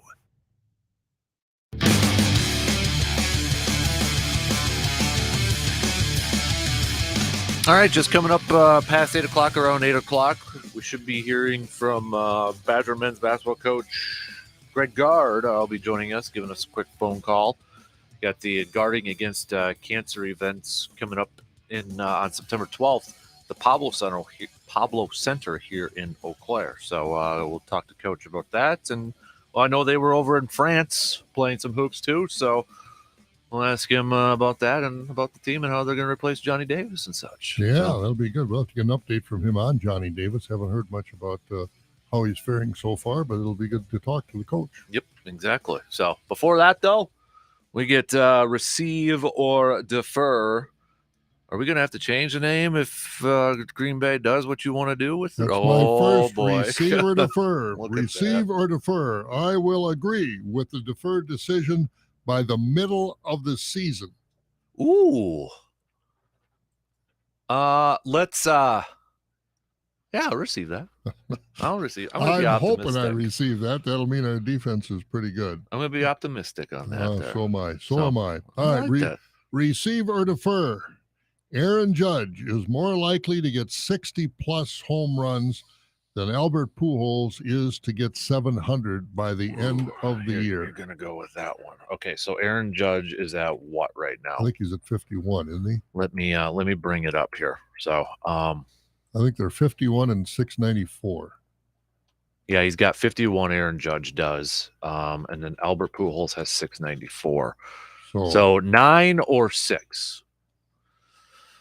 I'll go with Aaron Judge. So will I. I'm gonna go Aaron Judge. I hope they both make it, but I think Aaron Judge is more likely to get it. Do you think Aaron Judge passes Roger Maris? Yep. Okay. 61. You bet. Yep. I'll agree with that. And one thing about that, don't take a lot of time here, but no, you're good. But we haven't, nobody that I've heard anyway has indicated in any way, shape, or form that Judge is doing it less than legally, let's say, versus so many guys, not Pujols, but Barry Bonds and Mark McGwire and Sammy Sosa. The speculation was, I remember when they first started this androstenedione dial and they saw it in McGuire's locker. What is that? Well, I'm using that to heal faster. But nobody has done, I haven't heard anything about Aaron Judge doing anything that's below board. That's good, hopefully. Receiver defer. Braylon Allen will lead the Big Ten in rushing this year. Receive. I'll receive that. Yeah, if this offensive line is anything, I think they will. They have to. I mean, I think it's going to be interesting the first 4 weeks because, I mean, let's face it, Wisconsin the first 3 weeks should take care of business fairly early in some of these games. So you're probably going to sit Braylon at half. But then it's like, okay, you got Ohio State, but if you're playing from behind, how often are you going to run the ball? That's the only tricky part. Maybe the most important receiver defer is that receiver defer Graham Mertz is going to be a better quarterback this year than he has been. It's the wild card to me is how Ingram does as an offensive coordinator calling plays. I don't know what kind of wide receivers they've got. So I'm cautiously optimistic. I think we all are. Receiver defer, this Mitchell, a rookie for the Brewers, will be an everyday player for the Brewers by the end of the year. Ooh, every day by the end of the year? Yep. Why not? I think so. I think he's got center more field. Who else are you going to put out there? He's got more to offer than Taylor. Taylor's had some nice streaks or stretches, but not consistent. So I think Mitchell, too, is going to be an everyday player by the end of the year. I agree. You got any more? That's all I got. All right, because we got a little breaking news that I'm going to turn into a receiver defer. All right. Russell Wilson has signed a massive contract extension with the Denver Broncos. 5-year, $245 million contract extension. Well, I know what your receiver defer is already. What is it? How many $1 million will he pay for a house in the Denver area? He sold one in Seattle for like 28 or 29 million. No, that wasn't my question. But should be. Is Russell Wilson a top 5 NFL quarterback in the league right now? Boy, I gotta run that through my mind. You got Patrick Mahomes, Aaron Rodgers, Tom Brady, Jared Allen, Josh Allen. I'm sorry. Justin Herbert, would you put him with Chargers? That kid is one really coming on, and you got Joe Burrow. Yeah, and you got what's his name in Arizona? Yeah, Kyler Murray. Yeah. Boy, that's a tough one. Top 10, yes. Top 5, I don't know. Well, that is tough when you think about it a little bit. I'm curious to see how he does in Denver. I mean, in Seattle, he had receiver. I don't want to downplay DK and Tyler Lockett, but then it's like, but was that offensive, where they wanted to run and run and run and run and run, and the whole thing was just let Russell cook. But I'm curious to see how he does in Nathaniel Hackett's offense, which should be similar to what Green Bay is doing. Be a little curious. Yeah, there's no question he's got the potential to be in the top 5. Anytime you're having this conversation, you've got a great quarterback for you. But top 5, and he's in that AFC West. I'm going to defer that because I think there's so much competition in that AFC West that he's got a lot of big games that he can't afford to have any downtime. So with that, would you take him as the second best within that division? You've got Patrick, you've got Herbert, and you've got Derek Carr. Yeah, he's better than Derek Carr. Yeah, I would. Over Justin Herbert, too? Or is it pretty close? Who's the other one? Well, you got Patrick Mahomes, Justin Herbert, then Russell, and then Derek Carr. I'd take him over Derek Carr. Oh, no question. I'd put him number 3. Mm-hmm. Justin Herbert has been probably these young quarterbacks the biggest surprise. I remember because Brandon went to the Badger-Oregon Rose Bowl. He won that game single-handedly. And he was telling me, like, Oregon fans did not like Justin Herbert. They're like, he ain't going to do anything. He's not going to do anything at the pro level. I remember when he came on, he found out he was starting the game like minutes beforehand because that was when Tyrod Taylor had a punctured lung from an injection. Yeah. So, and then he came out and he balled out and he hasn't looked back since. It's like Brady taking over. Yeah. I mean, he has just been lights out. Yeah, he won that game. You could see that he was a man among boys in that Rose Bowl against the Badgers. The Badgers couldn't control his path. They couldn't control his running at all. Mm-hmm. And he's not a running quarterback by any means. He was just head and shoulders that much of a better player because he was a one-man team that beat the Badgers in that Rose Bowl. Mm-hmm. There's no question about it. And why Oregon fans didn't like him, I'll never know. I'd love to have a guy like that on my team. Mm-hmm. Yeah, I remember Brandon telling me that when he got back from Pasadena, and he said, yeah, Oregon fans were just not big fans of his. Well, that's to their detriment, I guess. Look at what he's doing now. Yeah, I was going to Maybe those fans are probably saying, why didn't you do that for us? And I'm like, well, I didn't think he was that bad at Oregon. No, part of it is the players they surround you with. Mm-hmm. You got to have a supporting cast. And, like I said, he made the players in that Rose Bowl for Oregon so much better. And then he was just head and shoulders the best player. Mm-hmm. I mean, he nobody had done to our defense what he did in that one game. I mean, even Jimmy Leonard had to be scratching his head because you had him stopped. All of a sudden he gets out of the pocket and he gains 20 yards or runs for a touchdown or whatever. I mean, just play after play after play in that game. He beat the Badgers. Mm-hmm. Yeah. So I think he's destined for stardom, and he came into the league as very much under the radar compared to a lot of these first round quarterbacks. And I think he's earning his money. He's surprising a lot of Charger fans too. Mm-hmm. So yesterday, let me bring up the final poll results. But yesterday we had asked after the 53-man roster was out, what surprised you the most about the Packers roster? 61.5% of you said carrying 2 running backs. Otherwise, it was like 11.5% for carrying 6 defensive linemen, and that 6 not being Jack Heflin or Chris Slayton. Wide receivers, 7, and the 7th not being Juwan Winfrey or Samari Torre, or other was 15.4%, but nobody tweeted what their other was. Receiver defer, you agree the biggest surprise was carrying 2 running backs. One of the biggest, but that surprised me is they carried 4 tight ends because I don't think they've got enough talent in the tight end room to carry 4.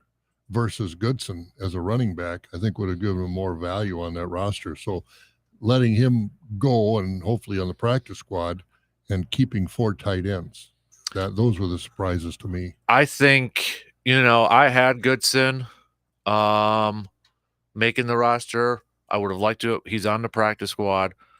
Goody did mention it. We mentioned it as part of a strategy yesterday, and then Goody kind of confirmed it yesterday. With the new practice squad rules, you can elevate a player up to 3 times before a game day elevation, up to 3 times before you have to sign them to the roster. So I think the fact that they kept both Taylor and Goodson on the practice squad, they've got Hill, their third running back from last year, starting off on the PUP. He's going to miss at least 4 games. I think there's strategy involved in it where, honestly, I think in the first couple weeks, one of those guys, Goodson and Taylor, it might be back and forth. Green Bay is going to start games with 3 running backs. They're going to use that practice squad strategy. I think so. Now, if they say would elevate Goodson after the second or third week, whatever week doesn't make any difference, and keep him on the roster, that, I mean, going down and coming up 3, but if you keep him on the roster, does every week count as a promotion from the practice squad? Like if you're on the after the game, you would go back down automatically. Mm-hmm. Okay. Yep. And then it's like the day before or something like that. They'll promote somebody for a game day activation. Because if you have, this is our active roster for game 3. Mm-hmm. We want to keep the same roster for game 4. That you can't do that. You'd have to if he played his 3rd game and you wanted him to play the 4th game, you have to sign him to that 53-man roster, and he has to stay on there. So some of these rules are hard to figure out. Yeah, so it's a max of 3 times. So that's where, they could say week 1, Goodson. Week 2, we're going to elevate Taylor. Week 3, we'll go back to Goodson. Week 4, it could be Taylor. They could do it that. They could go 3 straight. It just, and it might be based off of matchups. I don't know, but it's a little flexible. A lot of that came from the COVID, sort of thing too. Oh, yeah, I'm sure it did. Had to adjust rosters. But like we heard from Aaron a little bit earlier, Aaron Rodgers, when we played that clip, when he talked about Juwan Winfrey, he's like, Juwan Winfrey is going to be on the practice squad. There's a pretty darn good chance he could be activated and play week 1 because of these practice squad rules. Because if they want to kind of ease on in the rookies, bring in Juwan Winfrey, he might play the first 3 weeks until those rookies are up to snuff. Do they have a quarterback on the practice squad? Because they only got 2 on the active roster. Their third quarterback, Etling, is back on the practice squad. Yep. The only Packer player that was claimed on waivers from all those cuts was Ty Summers to Jacksonville. So they got pretty much, sounds like everybody that they wanted back. I'm surprised Heflin, a little bit. I'm surprised. I'm glad he is. But I thought a little bit would Heflin get frustrated that, because he had a good preseason. Mm-hmm. Is like, would he get frustrated? Like, I'm going to go somewhere else where maybe I have a better shot to make the roster, but he's back in Green Bay, which I'm happy about. Yeah, I think they've got a good run. Were you surprised they kept 4 tight ends? I mean, did they keep not 4 really, because they're not sure about Tunyon's health yet, or what the deal? Why? I think the Tyler Davis one is, I think if you look at them, they're all very different, whereas Tunyon's a more typical tight end. Lewis is in there strictly mostly for blocking. DeGuara is kind of an H-back, the fullback type of role. Mm-hmm. And Davis, I think, made it because of his special teams play. So I think there's different reasons for that. But, yeah, because Taylor DeGuara, I hope we don't have to rely on them to make a big catch. Yeah. Because they didn't show much. A little bit I saw them in preseason. They didn't show much ability that way. Mm-hmm. So, all right. Do you got any last second ones that you want to throw on there? No, those are about the only ones. Receiver defer. The last number I saw was 31. Receiver defer. The Badgers are going to cover against Illinois State. 31. I'll defer.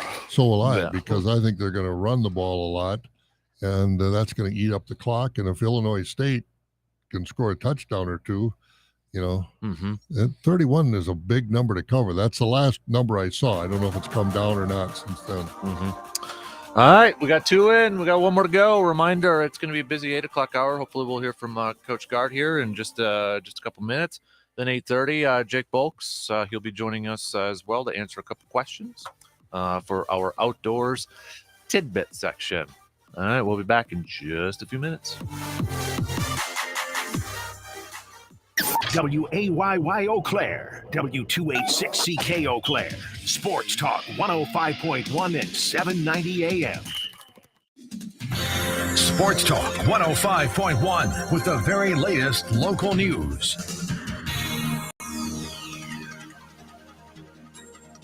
Well, there are now shoplifting charges against the Chippewa County mom charged in her son's death. We have 715 newsroom coverage with John DeMaster telling us more. Prosecutors Monday charged Natasha Bratland with stealing from the Walmart in Lake Hallie. Police say she stole about $40 worth of items. Bratland is looking at child neglect charges in Taylor County after her son was hit by a train last summer. Police say Bratland told him she was already going to prison, so she doesn't think stealing from Walmart would make much of a difference. I'm John DeMaster. A warning about a sex offender being released to the Eau Claire area as the police department says David Lyons will be released from prison next Tuesday and on GPS monitoring while living in a home on Randall Street.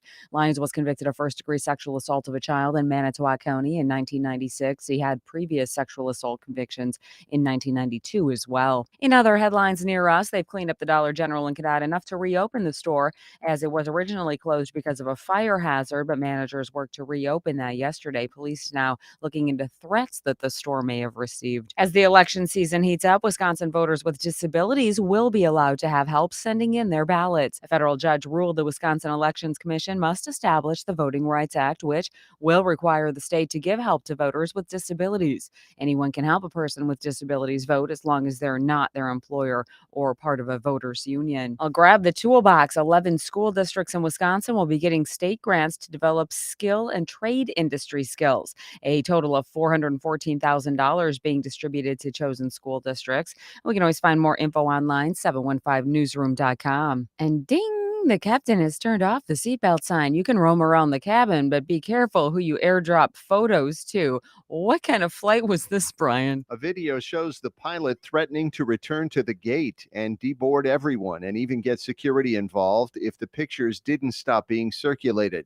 A passenger on the recent Houston to Cabo San Lucas flight was using Apple's AirDrop feature to connect with other people's iPhones to share files.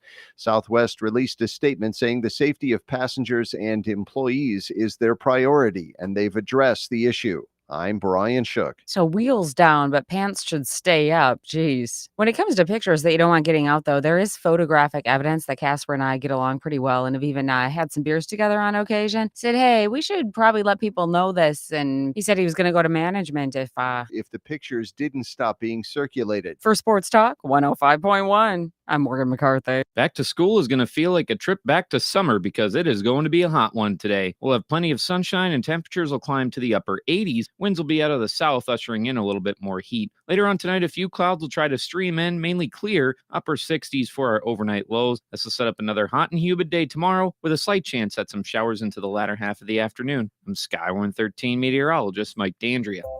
In farming, there's no such thing as an overnight success. Success happens one step, one season, one decision at a time. And small changes can make big gains possible. At Bremer Bank, our bankers are ready to talk with you about your next step, whatever it might be. Because right now, relationships matter more than ever, and understanding is everything. Find out more at bremer.com. Need to hire? Find great people fast with Indeed. Their end-to-end hiring solutions helps you attract, interview, and hire candidates all from one place. Visit Indeed.com/credit.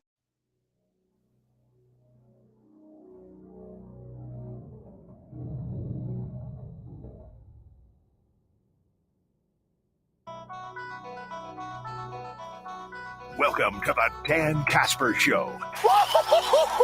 Yes, sir. Yes, sir. It's the show that features serious, thought-provoking sports talk and insightful sports commentary. You knew it! In other words, it's the show where they all talk a crap load about sports. Let's go for it! Now let's introduce your host, a man who lives and breathes and has a passion for sports. A man who breaks everything down in the sports world and gives you everything you need to know. Plus a bunch of stuff you probably don't need, but you'll still enjoy it. You can't handle the truth! Here is your host, Dan Kasper. Prime time! Prime time!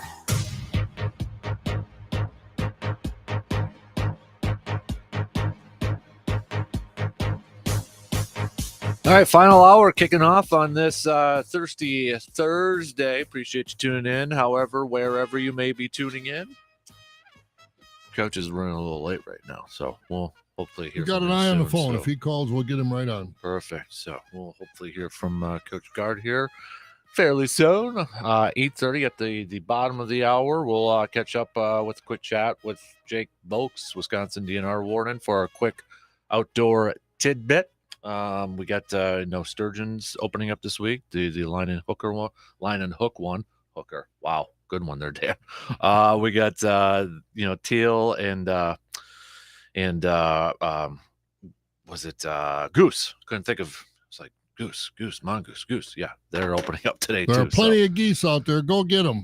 September, kind of once we turn that calendar to September, start really getting into the hunting mode and mood and all that fun stuff. So we'll catch up with Jake at the bottom of the hour ish here this morning. A reminder: if you always have a question for Jake, you can hit us up too, and we'll pass those along and could be featured in one of our outdoor tidbits with Jake. So while we await Coach, we've got Brewers starting their series tonight in Arizona. Brandon Woodruff is on the mound for the Brew Crew. We are looking for how many wins? So we got 33 games left to go. In your opinion, how many games is it going to take for us to cover up that monstrosity of a picture of intern Bob in the leopard bikini there from his prime about 5 years ago? I don't know if I ever had a prime. But how many wins is it going to take to cover up that picture that you would feel comfortable that the Brewers are going to get to the postseason? So they're at 69 total wins right now. Math would tell me 21 is 90. 21 more wins out of that 33 is 90. Is it there? Do you feel comfortable even with 90? I mean, you look at the Padres. They've got a couple series with the Dodgers left, including this coming weekend. So if you're kind of looking at that, we can look at the Phillies schedule coming up too. I hate to say this, but I've kind of put the division out the window now, and I'm focused on the wild card. Most people have. And we talked earlier, we were into July. 90 was a given. 90, they were going to get to 90 without any problems. Mm-hmm. And they went into this funk that, you can't beat the Cubs, you can't beat the Pirates. I mean, you can't win 2 out of 3 now. You got to sweep these series is what you got to do, because the Cardinals aren't backing up. They really aren't. So the division is pretty much a goner. But they've got to get 89 or 90 wins. I would think 20-13 is not a overwhelming record. It's a good record for a good team, but in truth, and that's maybe to get to the playoffs over San Diego. And I said they got to win 20 more, but the more I think about it, I think they've got to win 22 or 23. Yeah, I'm kind of in the same boat. I might go 22 on that one. Yeah, I think I'm gonna go they just 22. Have to. We got to help. We got to help when Tatis did something stupid, but because he's a difference maker, he's a star, and to do what he did was thank you, Fernando Tatis Jr., for being so stupid, and that helps. So Cam Smith, kind of switching gears here just a little bit. I wanted to. Disappointed as can be. Yeah, and he and Harold Varner third. Did you hear his comments about not getting ranked points and majors? I was going to bring this up in receiver defer, but so Cam Smith, he threw out there that he felt it was unfair that those who joined Live Golf are not receiving world ranking points, and hopes that changes before his exemption into golf's 4 majors expires. He said, "It's really a shame that we are not getting world ranking points out here." Why should you? There's no competition in that. What I see, what are they doing? They're playing 54 holes, a shotgun start. How much drama is now? You tell me there's going to be as much drama in one of these live tournaments as there was in the championship this last weekend. Who cares if they win? They made so much money already. Well, now I can make another 3 or 4 million if I win this tournament. But then they've got teams, or my team, my lads, he called them. What is that all about? There's no competition in that I can see. He said to have 48 of the best guys around the world playing and not get into world rankings is perhaps a little bit unfair. It's still super competitive out here. I just really think it's a little bit unfair. Well, you probably should have thought of that before joining Live, right? Well, I don't. Yeah. Super competitive. That's what I would have asked if I was a media person. Where is the competition? What is the competition? You've already got, what was he given, $100 million? You got $100 million in the bank, whether you win, lose, or draw. So, how much competition is it? You're going to have the same drive to win one of these tournaments as you would to win the FedEx Cup. I don't understand where the competition is in this thing. It's just, to me, it's exhibition golf. Mm-hmm. I don't know what else to say about it. If 54 holes, shotgun start, and like I said before, they don't have a TV contract, but if they did, they said, well, let's go out to the 7th hole where the tournament's going to end. That it's just not in the purview of competitive professional golf. I don't see how these guys, it's a money grab, and I'm not blaming them for taking the money. That's fine. But let's face reality. Don't try and blow smoke. But some of the things that they can only do press conferences when Greg Norman says it's okay. Yeah. They can't do press conferences by themselves. There always have to be two players. I felt sorry for Mark Leishman there. I don't think he said a word in that press conference, but he was there. So they've always got to have two players there. I mean, to me, it's phony. It's just a lot of money they're throwing at some pretty good players like, DJ and Brooks Koepka, now Cam Smith. There aren't many other ones that I'm going to go watch. Harold Varner was a nice guy, or is a nice guy, and, he's taking the money and running. He's setting up his family, and I like I said, I don't blame him, but admit that's why you went to live. You didn't go for the competition. You didn't go for the legacy that you're going to leave in golf. It's just not there. Mm-hmm. It's phony for what they're saying. The Saudis have a lot of money. They're paying these guys a lot of money.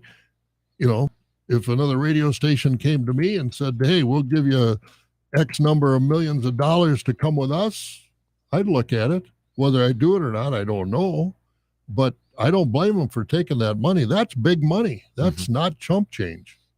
Well, I mean, you're approaching retirement, I think. So maybe the better example is me in this instance. Well, and, whatever. I'm just giving you a hard time. No, but I mean, that the thing, and you and I have grown up playing competitive. What level you play at is irregardless. Mm-hmm.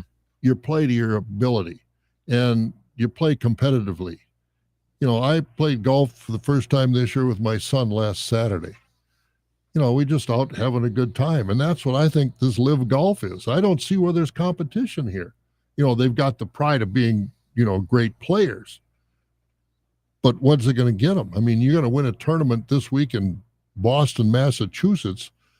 So what? There's no way they're going to put any majors together that are ever going to get any notoriety. Not when you play 54 holes in the shotgun start. Mm-hmm. I just don't see where the legacy aspect of this thing and why they think the public is going to be drawn to this. I mean, I'm not at all. Mm-hmm. And I don't know if there are golf fans out there that are drawn to this, because to me, it's like Shell's Wonderful World of Golf that used to be on, or some of those things.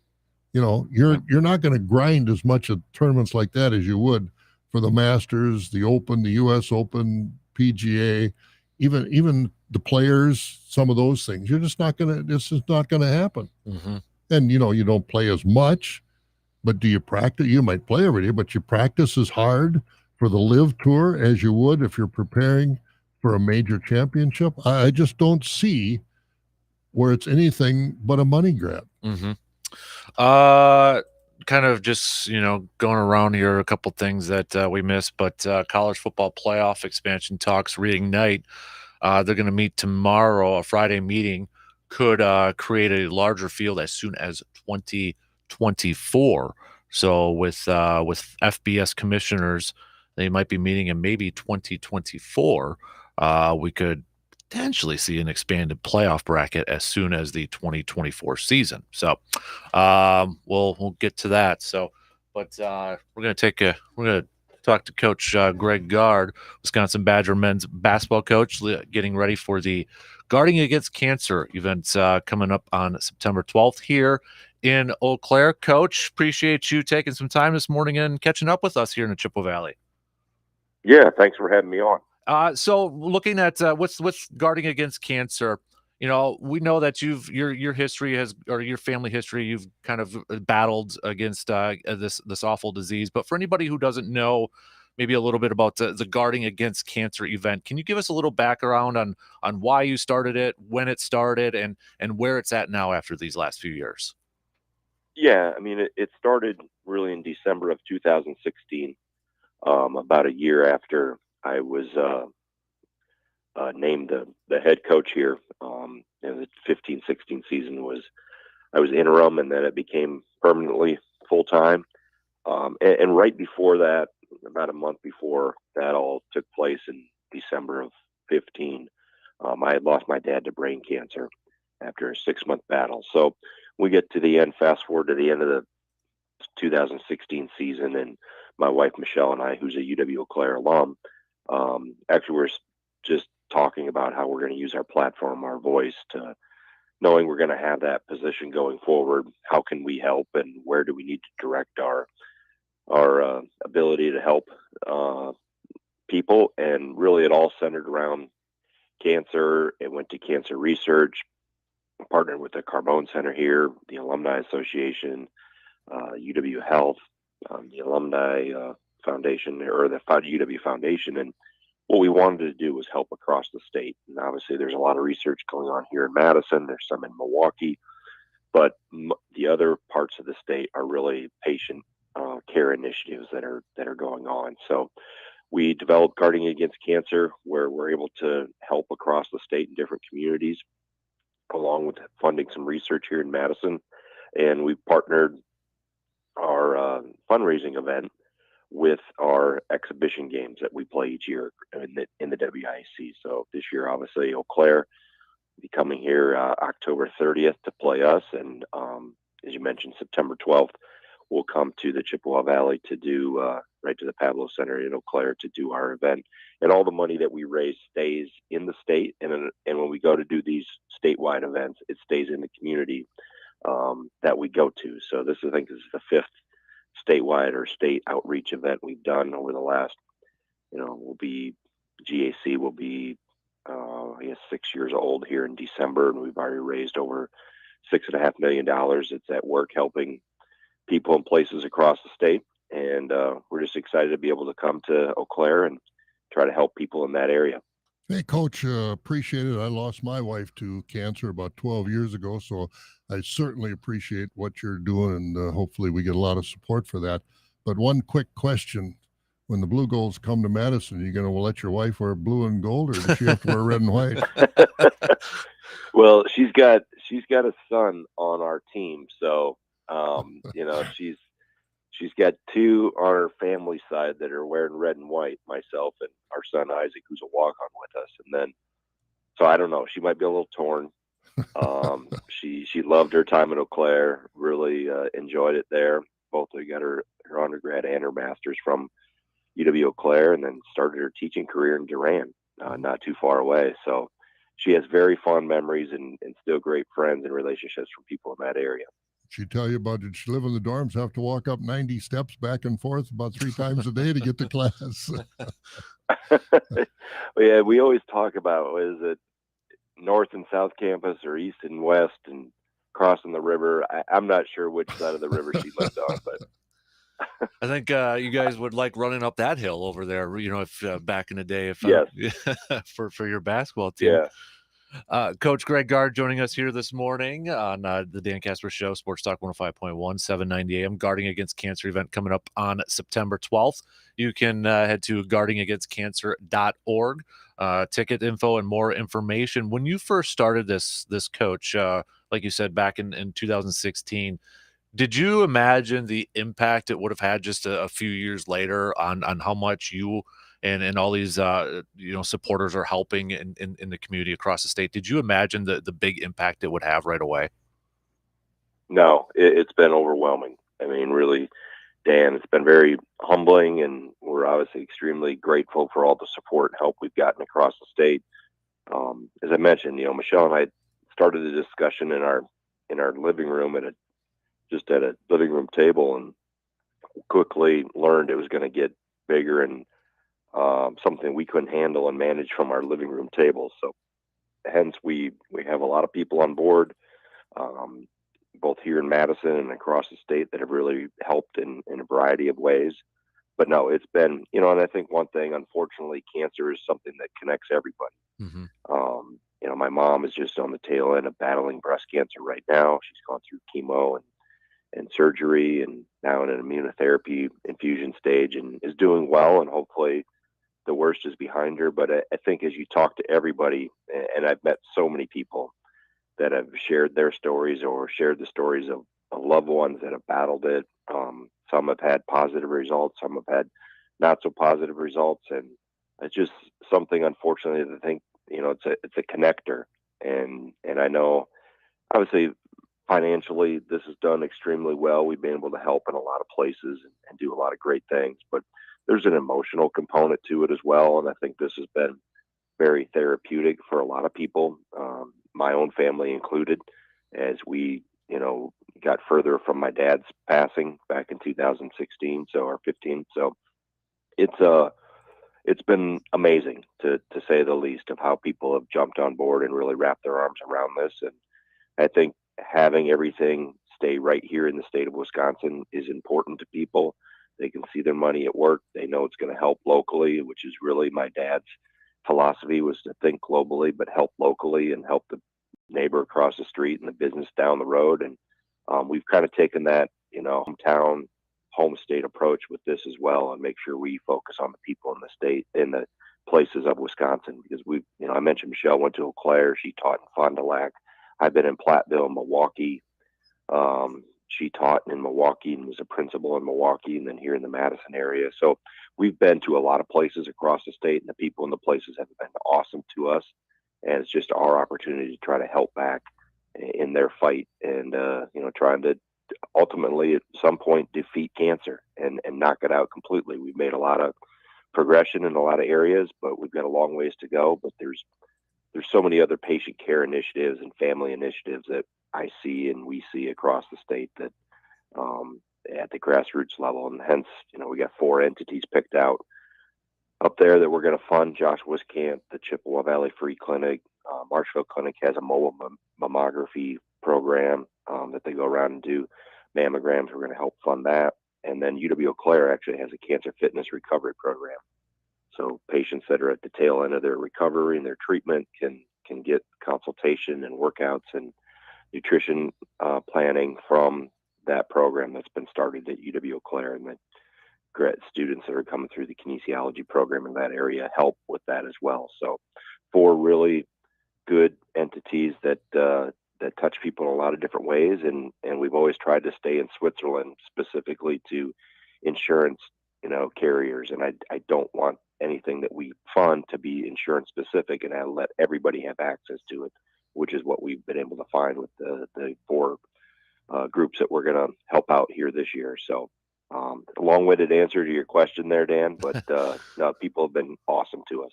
Coach, just a little bit on your team too. I know you guys just returned from France a few weeks ago. What would you take as your biggest benefit from taking your team over there and playing in France? And what did you take away, or what did you notice about your team, from when you first arrived there to when you left?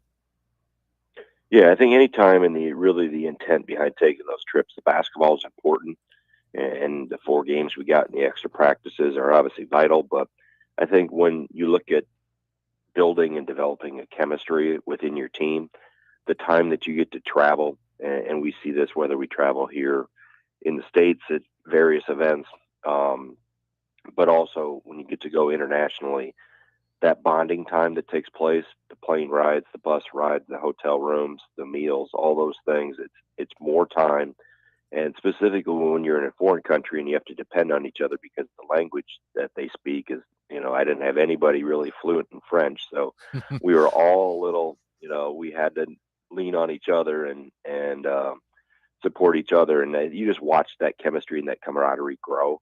And, we're not where we need to be, both in that term and in, how we are as a team yet. We've gotten a lot better in the last, 12, 14 weeks. We're on pause right now, they're all back home before we start school next week. But just watching the growth and the development, and we got a lot of new faces. We got guys that have been in the shadows in the past that have been here. Now they've got to take a step forward, and then obviously some newcomers as well that are adjusting and getting adapted to life as a Wisconsin Badger. So it was an awesome trip, and then obviously the educational components behind it. We spent a day in Normandy, Omaha Beach, learned a lot about D-Day, and that was probably the highlight in terms of the places were all great. The three cities we were in, Paris, Lyon, and Nice, but Normandy from an impact standpoint of what the people of that generation went through, and those soldiers that fought in World War II, and specifically in that region during that time. It was a very inspirational, very emotional day at Omaha Beach. Having been there, I know just exactly what you're talking about. Coach, I have to ask you, there's so many, since Bo came on and this basketball program at Wisconsin became a national power, and now you're taking it on. Congratulations, winning the Big Ten champion last year with the early season expectations. You were like a magician. But I have to ask you about 2016 when you came on at mid-season. And let's face it, you read the papers and heard the prognosticators say, "Oh, this team isn't doing very well." Bo stepped aside, and you just absolutely turned that around. What did Bo say to you? What did Bo say to you at the end of that season? Or did you say, "I told you I could do it"? How'd that go? I think that was a magical turnaround, for lack of a better term, when Bo stepped aside and this team really responded to you. Yeah, I think that was a team that we had lost a lot from the year before, including 2 lottery picks in Kaminsky and Decker, and we're struggling to find their identity, struggling to find their way. And yeah, you're right hit the nail right on the head. We weren't very good. We were 7-5 and kind of scuffling along. So I think just it took some time for them to get comfortable with who they were. We adjusted a few things. I actually went back to the basics even more of what we had done at Platteville and some earlier times at Wisconsin. So I tried to simplify everything for everybody and allow them to feel more comfortable in their own skin, so to speak, and not worry about comparing yourself to Decker or Kaminsky or anybody that had come before there in the previous 2 years. And they bought in. It took them a little while you talk about that chemistry and that camaraderie and that togetherness.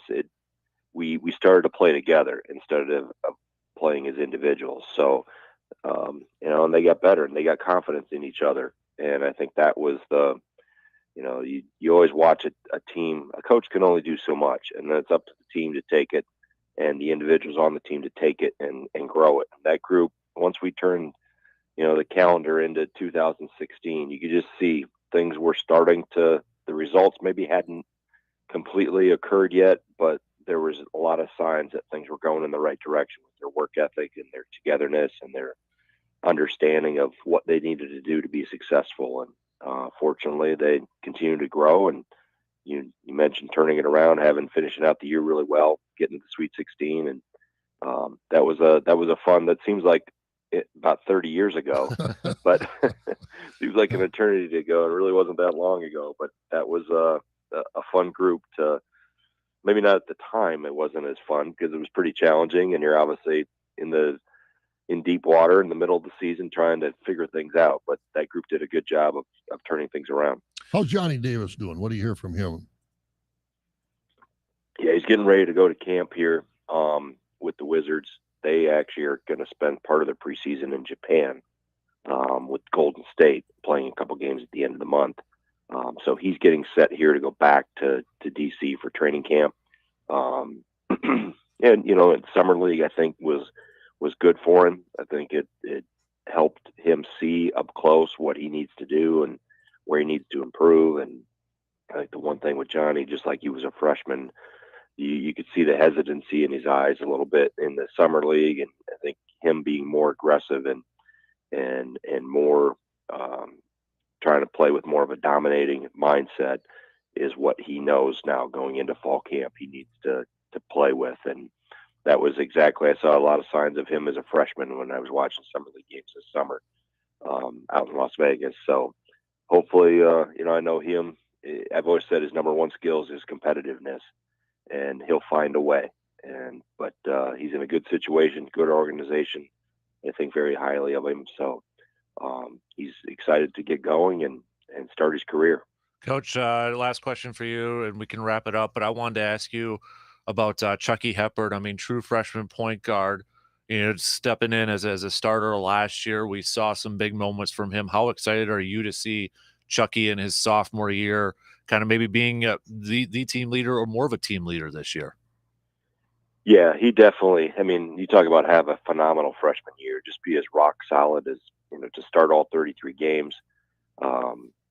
And it's very rare that a freshman gets that volume of work, and even more rare that it's a point guard. But he handled that position with such poise. He never got rattled. I had an amazing amount of trust in him, and obviously that's only gotten more. But he's changed his body for the better over the summer. He's gotten leaner. He's stronger. Obviously, him going down in the NCAA tournament was kind of the kiss of death for us. To lose him, in the first half against Iowa State, you can tell that we were just not the same after that. And to get him back now and fully healthy and up and going, and he's got two other really good teammates with him, Tyler Wall and Stephen Crowell, that are both started every game last year as well. So those three will definitely lead us. And now we're in the process of having the other guys step into roles and grow and get comfortable with where they can contribute to this team. But Chucky's, you always want to have a guy with that type of mindset as your point guard. And I told him over a year ago, I said, I'm giving you the keys to the bus. My mind was made up in the summer that he was going to start. And he did nothing to disappoint. And I know he's excited about taking a bigger role, as you mentioned, this year with, you don't replace a Johnny Davis or a Brad Davis, and we have to develop this team into their own identity. But Chucky's going to be a big part of it. Hey, Coach, I got to ask you how this world has changed. How much more does it take for you? And have you had to put more people on staff with this transfer portal? That has to absolutely drive a coach nuts, doesn't it? Trying to keep up with that. Who's in? How do we get people in? Do we want people? We do spend. It's obviously it has to be part of our plan. You just can't ignore it because we're in the times we're in. So you have to embrace it and understand it, even though you don't maybe agree with everything. Then it comes with it. But we're in an age where college athletics has changed so more in the last 14 months than maybe it has in the last 20 years combined. And with name, image, and likeness, the transfer portal, obviously coming out of a pandemic, we have the extra year of eligibility that the student athletes have. We also have immediate eligibility that when they transfer, they don't have to sit. So you got those four things kind of all coming out and I guess skyrocketing at the same time. So one by themselves, I don't think is as big an issue. But when you put all four things together, it obviously creates a lot of chaos. So I think name, image, and likeness by itself within its intended boundaries is a good thing.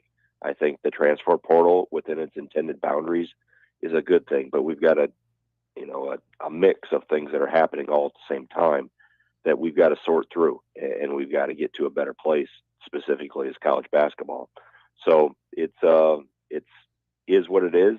We're not going to reverse it, but we have to adapt and make the most of it and make it better. We've got to think we're, as a coaches association and nationally, we have some underlying things that are hopefully going to be changing, and that we'll adapt and see what we like and don't like and make it better for not only our institutions and our coaches, but also our student athletes. So you have to just, it is part of our recruiting plan though. We're checking on that stuff all the time. It's quieted down now because we're too close to the start of the school year to make any more recruiting out of the portal, but it's something we watch pretty consistently. It's September 12th, guarding against cancer at the Pablo Center here in Eau Claire. All proceeds from this event will stay in our area, and it'll support the Chippewa Valley Free Clinic, Joshua's Camp, Marshall Clinic Mobile Mammography, and the UW Eau Claire Cancer Recovery. You can you register for your tickets at guardingagainstcancer.org. You got a few more days yet to register, sponsor, and all that stuff. Coach, I saw on the Guarding Against Cancer Facebook page a few days ago, you were at 44 North here shooting some hoops. I'll just let you know. Yeah. A couple weeks ago, I took my 5-year-old there. I almost broke the record. So if you want to challenge, when you're coming back up here, maybe we could do a little shoot off or something like that. Charity or something like that. And What's the record? What's the number? I think it was at 234. It was at 234, and I had like 220, 228. So just okay. I was impressing my. Did 5-year-old. I have the record? Nah, is my record still standing? I don't know. Or somebody broke it. I think somebody broke it. But if we I'll want have to go back to the video and check and see where I finished. I don't know if they might have hit stop recording before I got to the end. That's true. We might have to redo you're talking it. about the little Papa Shot, right? Yeah, the Papa Shot machine. Exactly. Yeah. So I'm just saying. And I had a suit coat on that day, so I wasn't quite as limber as I will be if I could just have a T-shirt on and. Well, hopefully September 12th, make more shots. September 12th. Well, let's do it up, and we'll do it for some. And I got some eligibility. I went to UW Eau Claire, but I still, if you need somebody to suit up a 36-year-old or something like that, You're not that desperate, Coach. You're not that desperate, believe me. Coach, big thanks for joining us here this morning, and thank you for coming to town for Guarding Against Cancer and doing all the tremendous work that you're doing to raise funds and to battle this awful disease. So thank you so much, Coach. We appreciate it.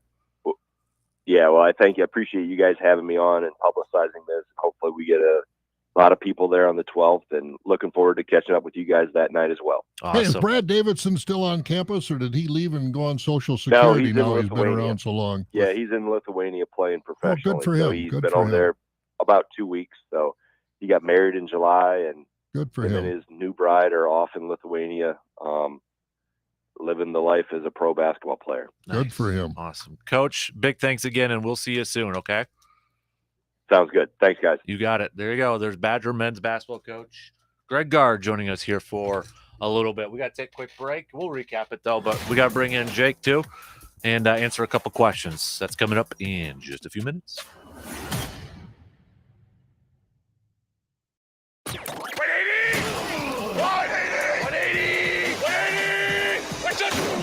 The Dan Kasper Show will be right back.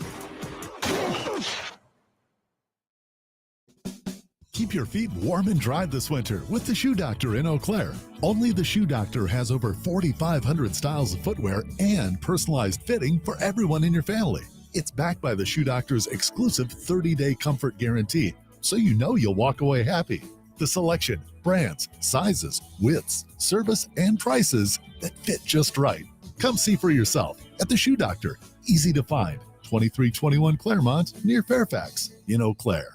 Fall is fast approaching. Football, leaves falling, cooler nights and mornings, and hunting season. It's time to get ready for hunting season, people. You've waited all winter, spring, and summer for this, and Tilden Gun has been waiting for you. You looking for a shotgun for turkey, duck, or bird hunting? How about a new rifle for deer or bear hunting? Tilden Gun has the best selection in the area and at the best prices. Tilden Gun is your best spot to get ready for the upcoming 2022 hunting season. I know from experience. I've gotten my new turkey shotgun and my new deer rifle from Tilden Gun. And I ain't kidding when I said it was the best price that I found. And you want to talk about the selection? Tilden Gun easily had the best selection of firearms. I can't tell you how many people have told me that Tilden Gun was the only place that could find the certain firearm they were looking for. So what the heck are you waiting for? Visit tildengun.com to look for your new hunting firearm today.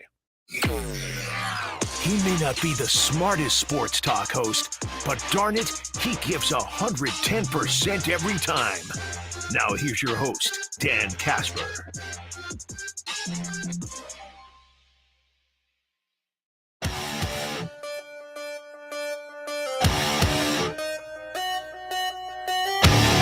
All right, let's jump right into it. Our guy, Jake Bulks, Wisconsin Conservation Warden, joining us for our little outdoor tidbit for this morning. And we got a couple seasons opening up here, Jake. Let's first start off with Lake Sturgeon. So that starts September 3rd and runs through the 30th, the Lake Sturgeon hook and line season. Is that correct? That is correct. Good morning, Dan. Morning, buddy. So now this one's is it a little bit tricky because minimum length, I mean, you got to get 60 inches. So, I mean, that's 5 feet right there, right? Yeah, so when it comes to the sturgeon, the 60-inch fish is a pretty big fish. So I see a few every season, but I don't see a ton. Some of the high points when it comes to the sturgeon season is it opens on the 3rd, like you mentioned. It goes through September 30th. You don't have to have a sturgeon harvest tag to fish them. You can fish them, just catch and release with your typical fishing license.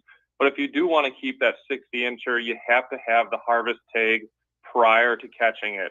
It's $20 this year. I think it used to be $3. But you need to go out and get that sturgeon tag before you keep the fish, because that's how you end up losing your fish. So it does happen, unfortunately. So is this open for like all waters from September 3rd to September 30th, or just certain areas? Certain waters, and like usual, I encourage everyone to check the regulations, because that's the gold standard right there. But the Chippewa River around here is like the only place. So the Chippewa River, basically from the north all the way down to where it meets the Mississippi River, you can fish sturgeon. So below the NSP Dam, the Eau Claire Dam, Altoona, all the way down the river to Pepin County, basically around here, you're good to go as long as you're on the Chippewa River. There are some other random rivers and stuff throughout the state, but for anyone listening today, it's going to be the Chippewa River's the only place you can go. How big will a 60-inch sturgeon, how much will that weigh? I don't know off the top of my head, but I seized a 67-incher a couple years ago, and I try to pretend that I'm a strong guy, but I was holding that thing up trying to get the tail off the floor, and I could barely get the whole thing like vertical with me or horizontal with me. So they're heavy fish. Man, they could be over 60, 70 pounds for sure. Yeah, I've never fished them. I don't do a lot of fishing, but are they don't fight. They kind of just lay there like trying to pull in a log, isn't it? Or do they fight? It depends on the fish. A lot of them actually do fight. Sturgeon jump out of the water and stuff, kind of like a dolphin or a shark, I guess. Yeah, I see so them when on you're the going Chippewa River a lot. Yeah, you'll see them jumping. Sometimes they run and they fight pretty good. Other times, you're right, they kind of come up like a log. It all kind of, I think, just depends on the fish and how much energy it has. The one difference between like the Chippewa River sturgeon and the Lake Winnebago sturgeon is the Chippewa River sturgeon are typically a little thinner, just in the sense of like shallower water, less water, total area, versus like people when you're out on Lake Winnebago during the spearing season, those ones will get 120, 150 pounds because they eat all the red worms and they got a lot more area to kind of chill out in versus fighting the river every day here. How old will a fish like that be? Like that 67-inch one that you confiscated or whatever you did. Do you age those things? They do age them. I'm not super familiar, but it's not uncommon for them to be over 100 years old. Man, I know, it's crazy. I was fishing with a buddy of mine by the dam a few weeks ago, and we were seeing a sturgeon jump out of there. It was nuts. It was crazy. There are a lot of them up there. Oh, go ahead. Oh, I was going to say, yeah, they're just fun to watch, and that's why they're protected a lot in the spring, because they'll come right up to the dam, and you'll see them swimming around. You'll see their fins sticking out like a bunch of sharks just swirling below the dam. It's a pretty cool sight to see if you ever go see it, but that's why they're so protected, because they're very vulnerable in the spring. Jake, also today, I mean, we got some hunting seasons opening today, early Canada goose, early teal, and mourning dove seasons opening up today. So can you give us a little bit of maybe background on that? Some of the rules and what we all have to do to get ready for that? Yeah, the big thing, like any go on to Go Wild or go to Walmart, Fleet Farm, wherever, make sure you have all your licenses and stamps. Make sure you get your federal stamps, your Wisconsin waterfowl stamp, get your small game license. If you're under 16, you don't have to have the stamps. Or if you're strictly hunting mourning dove, just only mourning dove, you don't have to have stamps. But if you're going to shoot teal or goose, you got to have all your stamps, your small game license. So make sure you have that before you go out. And then the big thing is just make sure to check the regulations and see how many you can get. So in the early goose season, which runs through September 15th, you can keep 5 geese. but once the typical regular season opens, you can only keep 3. So it changes. And then with it also being the early teal season, it's a daily bag limit of 6. So 6 ducks, 6 teal. The thing to make sure with the early teal season is this time of year there's a ton of wood ducks and mallards, local ducks hanging around. And you got to make sure you identify that you're shooting a teal and not a mallard or a woody, because their season doesn't open for a few more weeks now. Why the limited bag on Canada geese? They're all over the place. They're they get into the parks and they why the limit? Yeah, well, the reason for a limit in general is because we're shooting the same birds that people in Canada, Minnesota, North Dakota, all the way down to the south are shooting. So they don't shoot they must not be very good shooters, because there's an awful lot of geese around here. Are they pooping on your deck or something? Yeah, they're all over.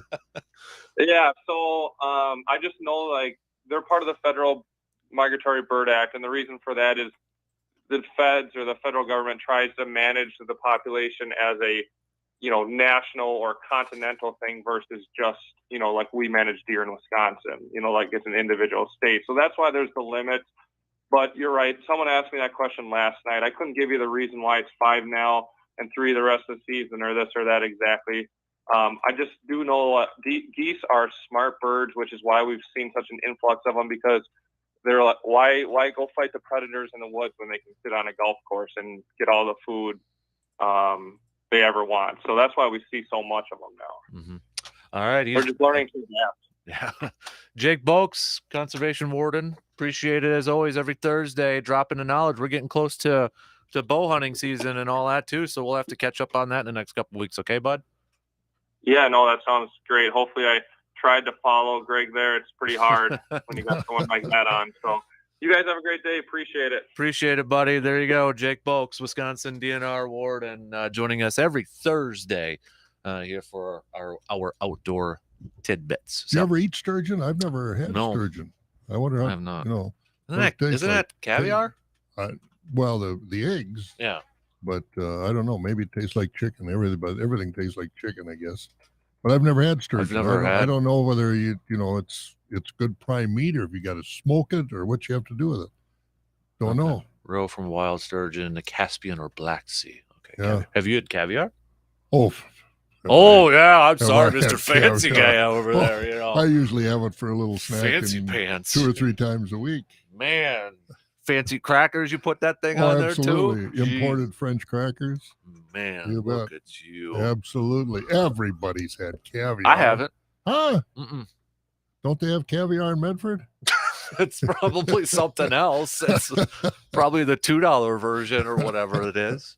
I've never had caviar. Oh, yeah. Nope. Never tried it. I'll try it, but I've never had it. Yeah, I've had it. Not on a regular basis, but I've had it. It's not bad. Wonder if can you just go to the grocery store and buy it? The Russian caviar, that's, that stuff. I'll have to ask the boys at Hy-Vee. They're stopping by later on if they got it. Yeah, ask them if they got good caviar. Good caviar. Yeah. Okay. I don't know whether some of the fish markets around have it. I've had it when I've been out of the country on the continent. Yeah, when you're traveling worldwide. So we got a couple people picking really quick because we got to take our final break. The majority is going 21 games to get to that 90 to cover up. Yeah, I think it's got to be more than 20. It's got to be more than 20. Mm-hmm. So, all right, we're going to take a quick break, and then I know it's kind of been a busy 8 o'clock hour. We'll wrap things up here on this Thirsty Thursday after these quick words.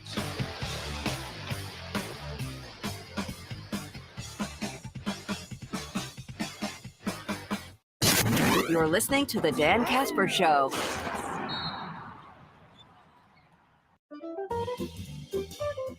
Get ready to save with half-off deals. A great way for you to get goods and services that you will love and you don't have to pay full price. Be sure to check out all the great savings that half-off deals have to offer. There's something for everyone, so be sure to see for yourself. Be ready with your credit or debit card and get ready to save. For more details and to find out about all the savings, just go to aroundthe715.com.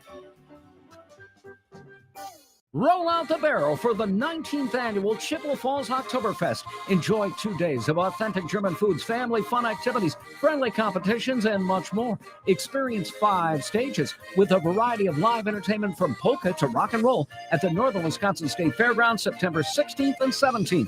Event schedule and wristband sales can be found at OktoberfestChippewaFalls.com. Pros to the Oktoberfest sponsors: Northwestern Bank, Festival Foods, General Beer, and Great Northern Corporation. Online application and inventory at AutoKingEC.com. If you need to hire, you need Indeed. Their all-in-one hiring solution lets you attract candidates and even conduct virtual interviews. Learn more at Indeed.com/credit. Oil investments involve a high degree of risk and actual results may vary. Oil keeps going up. Hedge against inflation and the downturn in the stock market. Get in on the next major oil boom now and help make an investment that can potentially pay you monthly income for up to 20 or more years. That's the sound of a producing oil well and the sound of a smart investment. If you are an SEC accredited investor, you can take advantage of Encore Energy's projects. Call 1-800-278-7455. That's 1-800-278-7455. More than the scores. More than the news. It's Sports Out the Squeaker. The Dan Kasper Show.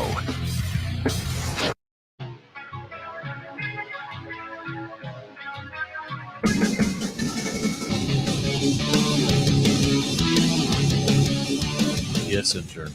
Keep an eye on oil. There's this guy talking about investing in oil. Oil is down below $90 for the first time in quite a while. I hope that trend continues. But again, it's gone down about $7, $8. I watch that as much now as I watch the corn market or the cattle markets. But oil went down another $1.97 yesterday. Wow. So it's down under $90 a barrel. So we should start seeing it at the pump soon then, right?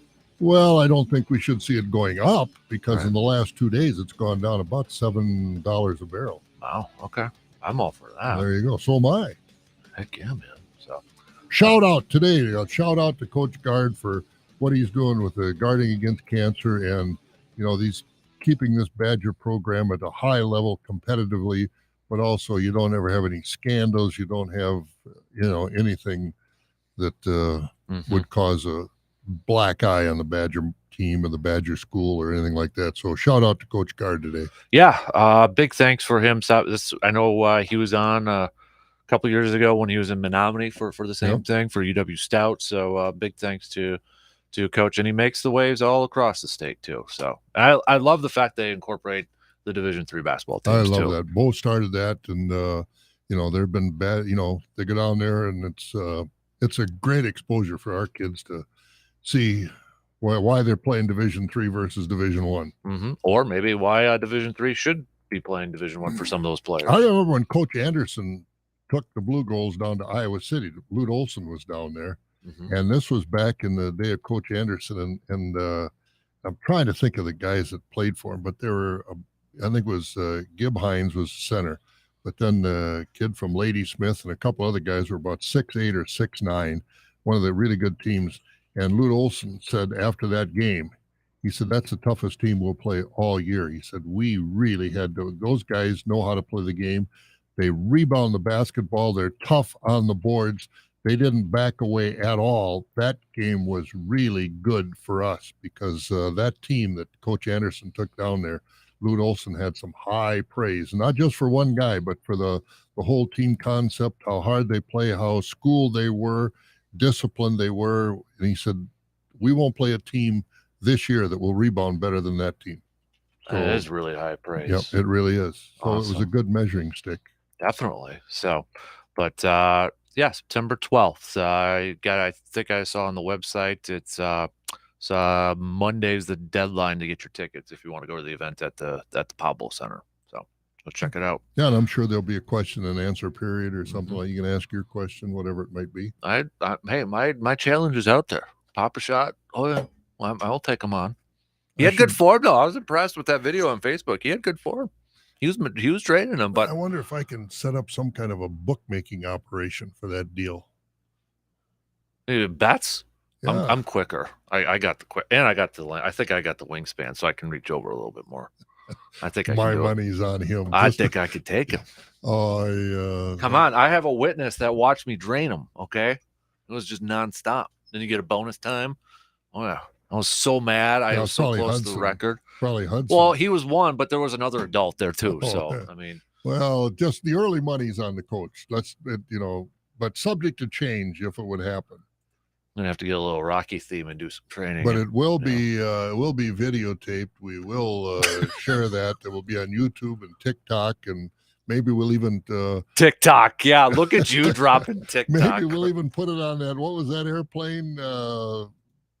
Air dropped it in that airplane where the guy or woman or whoever it was sending dirty pictures on the Southwest airline that Morgan was talking about in the news. We'll put it on that too. We'll drop it in every air flight, and we'll get it out there. Oh yeah, it would really boost me up, and maybe I'll get an offer at 36. Spot shooter. I'm like the Kyle Korver of college hoops. Don't quit your day job. Hey, that's just saying. I've been practicing with Hudson in the driveway on that. The reason I'm getting so good is because his hoop is only like about 6.5 feet tall. Yeah, yeah. We're all stars when it gets to that. Especially when you can do dunking on a 5-year-old. Turn around and give him a gorilla muscle stance. Huh? Just a quick note too. Tomorrow might not be on because it's Hudson's first day of kindergarten, so I want to be there for his first drop off. I'll never forget my oldest son's first day of kindergarten. So I'll never. I mean, this is my only chance. So I'm gonna try to take him tomorrow. So if you're like tuning in, you're like, what the? I want to spend the day with. I don't blame you. We had to go to the office for something. The kid put the kids in the classroom, and then the parents had to go someplace, sign them in or sign them up for something, and came back and he said, Dad, this is Tony. He's my best friend.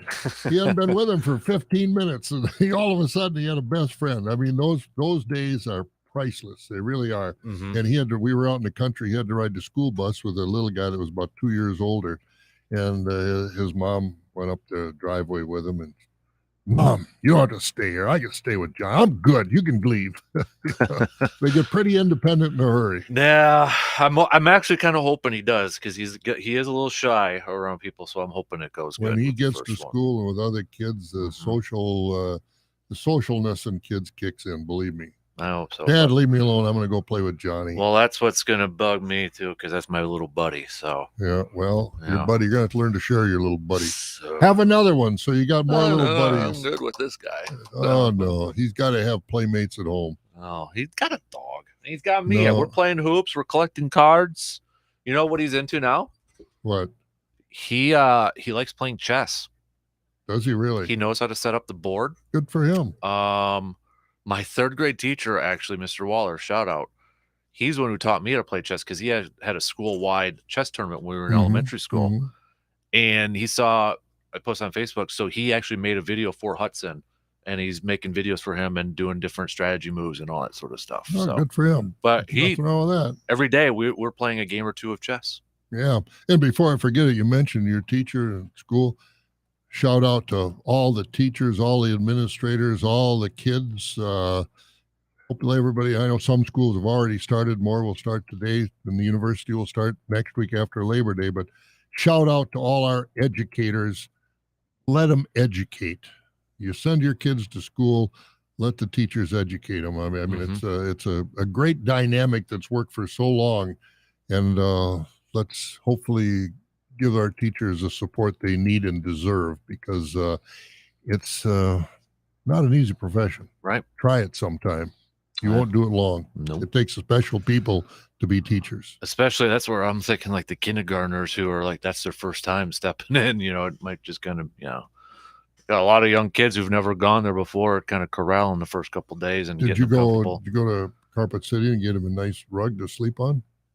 Oh, they said that that's not required. They don't do naps anymore? They got rest time, but they said we didn't have to bring one in or anything like that. So, or maybe you bring in some kind of flush wall-to-wall carpet. You know what we did have to do last night? What? Put his initials on everything, like every crayon, every little thing. And I'm like, holy moly. That might have helped me from losing mine every day. Mm-hmm.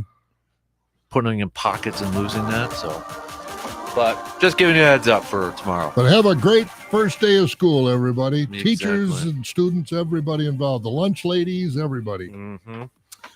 Oh, I miss it. I kind of miss school now. Didn't then, but now I kind of do. Best time of your life. Yep. DP and the Danettes are up next. You have a good Labor Day weekend. We'll do our best. Talk to you soon. Go Bucky. You're listening to the Dan Patrick Show on WAYY Eau Claire, W286CK Eau Claire, Sports Talk 105.1. You're out, you're about, but you want your Dan Patrick. Well, good news. He goes out.